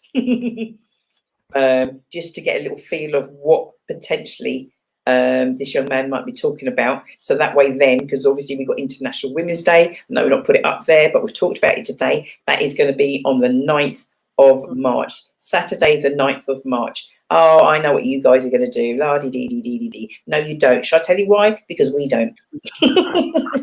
That's why we know you don't know. But you think you do. But we're going to be changing it up. We're going to be changing it up. Now, I do believe last month we had on, who's that boxing lady? Is her name Ticey? Ticey Gallagher. That's correct. Ticey Gallagher. Now, she gonna be there. We're just going to nugget drop. So I suggest you watch this space. I suggest you follow us. I suggest you sign up to our newsletter. And then when people say like, I didn't know, that's because you ain't signed up and you're missing out. 2024 is going to be, I don't even want to say it aloud. It's going to be big, huge, massive. Excited. And actually, I think I've booked, who's that lady that was selling all those items on our stalls on Saturday? Shell, who's that young lady? Do you remember? Our helper, our little elf. Naughty elf. The one that was just ever so slightly naughty. She wasn't naughty all the time. She was naughty sometimes. Will be at She was running at one stage. She was running both of our market store, both of our craft stalls. Weren't she? Yeah. And everyone buying bits, promoting. Yes. Yeah. So we are going to wrap. Shell, obviously next week, Thursday, we'll be promoting that again. 14th of December, our last Zoom of the year. We've been doing fundraising for a young man, haven't we, this year? Yeah. How's that going? Yeah. At the minute, I think he's upstairs, so he won't know. So, Uncle Will paid for Jake, so my nephew, his Duke of Edinburgh Gold expedition costs. So he could, during the summer, he did a canoe expedition, top end of Bedford, sort of like the U's going across, for over 5 days. So camping it out while it on the side of the river, paddling all through the day. While they were doing that, they had different bits and pieces that they had to do to do with what the environment looks like and things. So it's not just you're going walking or you're going canoeing. You have to actually physically have something to do a report back. So he did it with a private company, and there was 6 of them, I think. And the report that he got back was absolutely amazing, bearing in mind he was the youngest one there, and was classed by the lead, well, say the leader, the one that was looking after them on the expedition, but obviously can't tell them what to do because they're on their own expedition. But yeah, he gave a glowing report just how well Jake did. And talking to his mum, so my best mate, about how he's changed over the last year or so, because he's now kind of gone into sixth form college, so he's done all his GCSEs and stuff, that how much he's changed personally as well. I mean, he's now working at Fun, at Families United Network. He's got himself a little part-time job there, so he goes then sort of on evenings and weekends. So that's the reason why you don't see him on the craft fair. I've done two glow in a report that they've now stolen him. But yeah, he's changed, he's blossomed. He will talk to anyone, and especially really passionate about scouting and what it offers him, and for anyone can do a Duke of Edinburgh award. Anyone up to the age of 25, I think it is. It just gives you that resilience, that working in a team. And personally, from my end, where I've worked in call centers and stuff, where I got told to look through CVs, if it showed up that you did Duke of Edinburgh or anything, you were on the top of the pile. I knew what kind of person you were for you to do that. And yeah, I mean, So I've when are gone we through going to get him guidance. on a show? Yes, I want to. Yeah, I want to sit down with him. I'm going to sit down with him and say, right, okay, do you want to do it either live, or do you want to do it as a recording? But yeah, he has got a lot to say, and he's got his own passions, and he's classed as a carer, young carer, because his older brother is autistic. So yes, he does do a lot and does give back a lot. Brilliant. Yeah. Oh wow, fab. So we will continue to do that, and sort of like, you know, in terms of fundraising and all the rest of that. Yeah, I'm not going to labour tonight at all. I'm tired. We've done so much, as I sort of said, we've done so much this year, and hopefully by the end of the week, maybe, or even into next week, we're going to sort of like maybe do some sort of, I don't know what to call it, of what we've done this year. Need to have some kind of a roundup, because Yes. as you said when we went out for our meeting meal thing, we never do kind of like resolutions or anything. It's always, you look back. We always do more of a look back and see how far we've come, what we could change slightly, what we would do again, and how that then looks. And we have always put it out in the universe, and it has always kind of come back in some way or another. But to actually have a hub of our own, that's not just what the shop looked like in the market, to actually have it as a meeting space. Yeah. Because we know of a lot of different things that kind of are going on, that you just need that kind of a space to actually have for those meetings to kind of take place. So we keep talking, and sort of like, as you sort of say, you know, about being connectors and what we do. So we had Anita on today, and we're talking about the menopause. This is just an example, talking about the menopause, and it's a case of like, it's Bedfordshire. Luton's incorporated into Bedfordshire, but that is not, that doesn't happen in Luton. She'd love to bring it to Luton, but there's always, you know, like anything else, there's obstacles. That's something, that's what I also said. Well, let's have a conversation. Yeah. And depend on what, but that's the kind of thing that if we had our hub space, that's exactly the kind of stuff. Exactly. Like, right, yep, 200, yeah. definitely 200%. So yeah, guys, as Tishy would say, keep following your dreams, no matter what. The management, me, and the other one. That's it for Real Talk this year. But guess what? You guys should know we still do Simply Together show. That's every Tuesday. So we ain't done yet. We ain't done yet. There's more to be, more. And if you you missed a fabulous show today. Yeah, I was just going to say. Yeah, you're there and you're thinking about putting your washing on. You better watch the show first of all before you put anything in that washing machine of yours.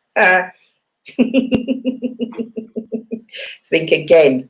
Yeah, no, seriously. As Tishy says, keep following your dreams no matter what. We are back next week, Simply Together show, and we're also back on the Thursday. How can it be the 14th of December already? Jeez. 14th of December. Yeah. Because then it's Christmas the week after. It's like, where did that go? You've got into Christmas. Well, you're not not exactly Christmas Day week, but you're into Christmas lead up week. Yeah. The run-ins, as they say, the run-ins. So we're out of here, guys. Peace and love and all the rest of that trimmings, and we will see you real soon. Please take care. All right, over and out for now. All right, bye-bye. Shell?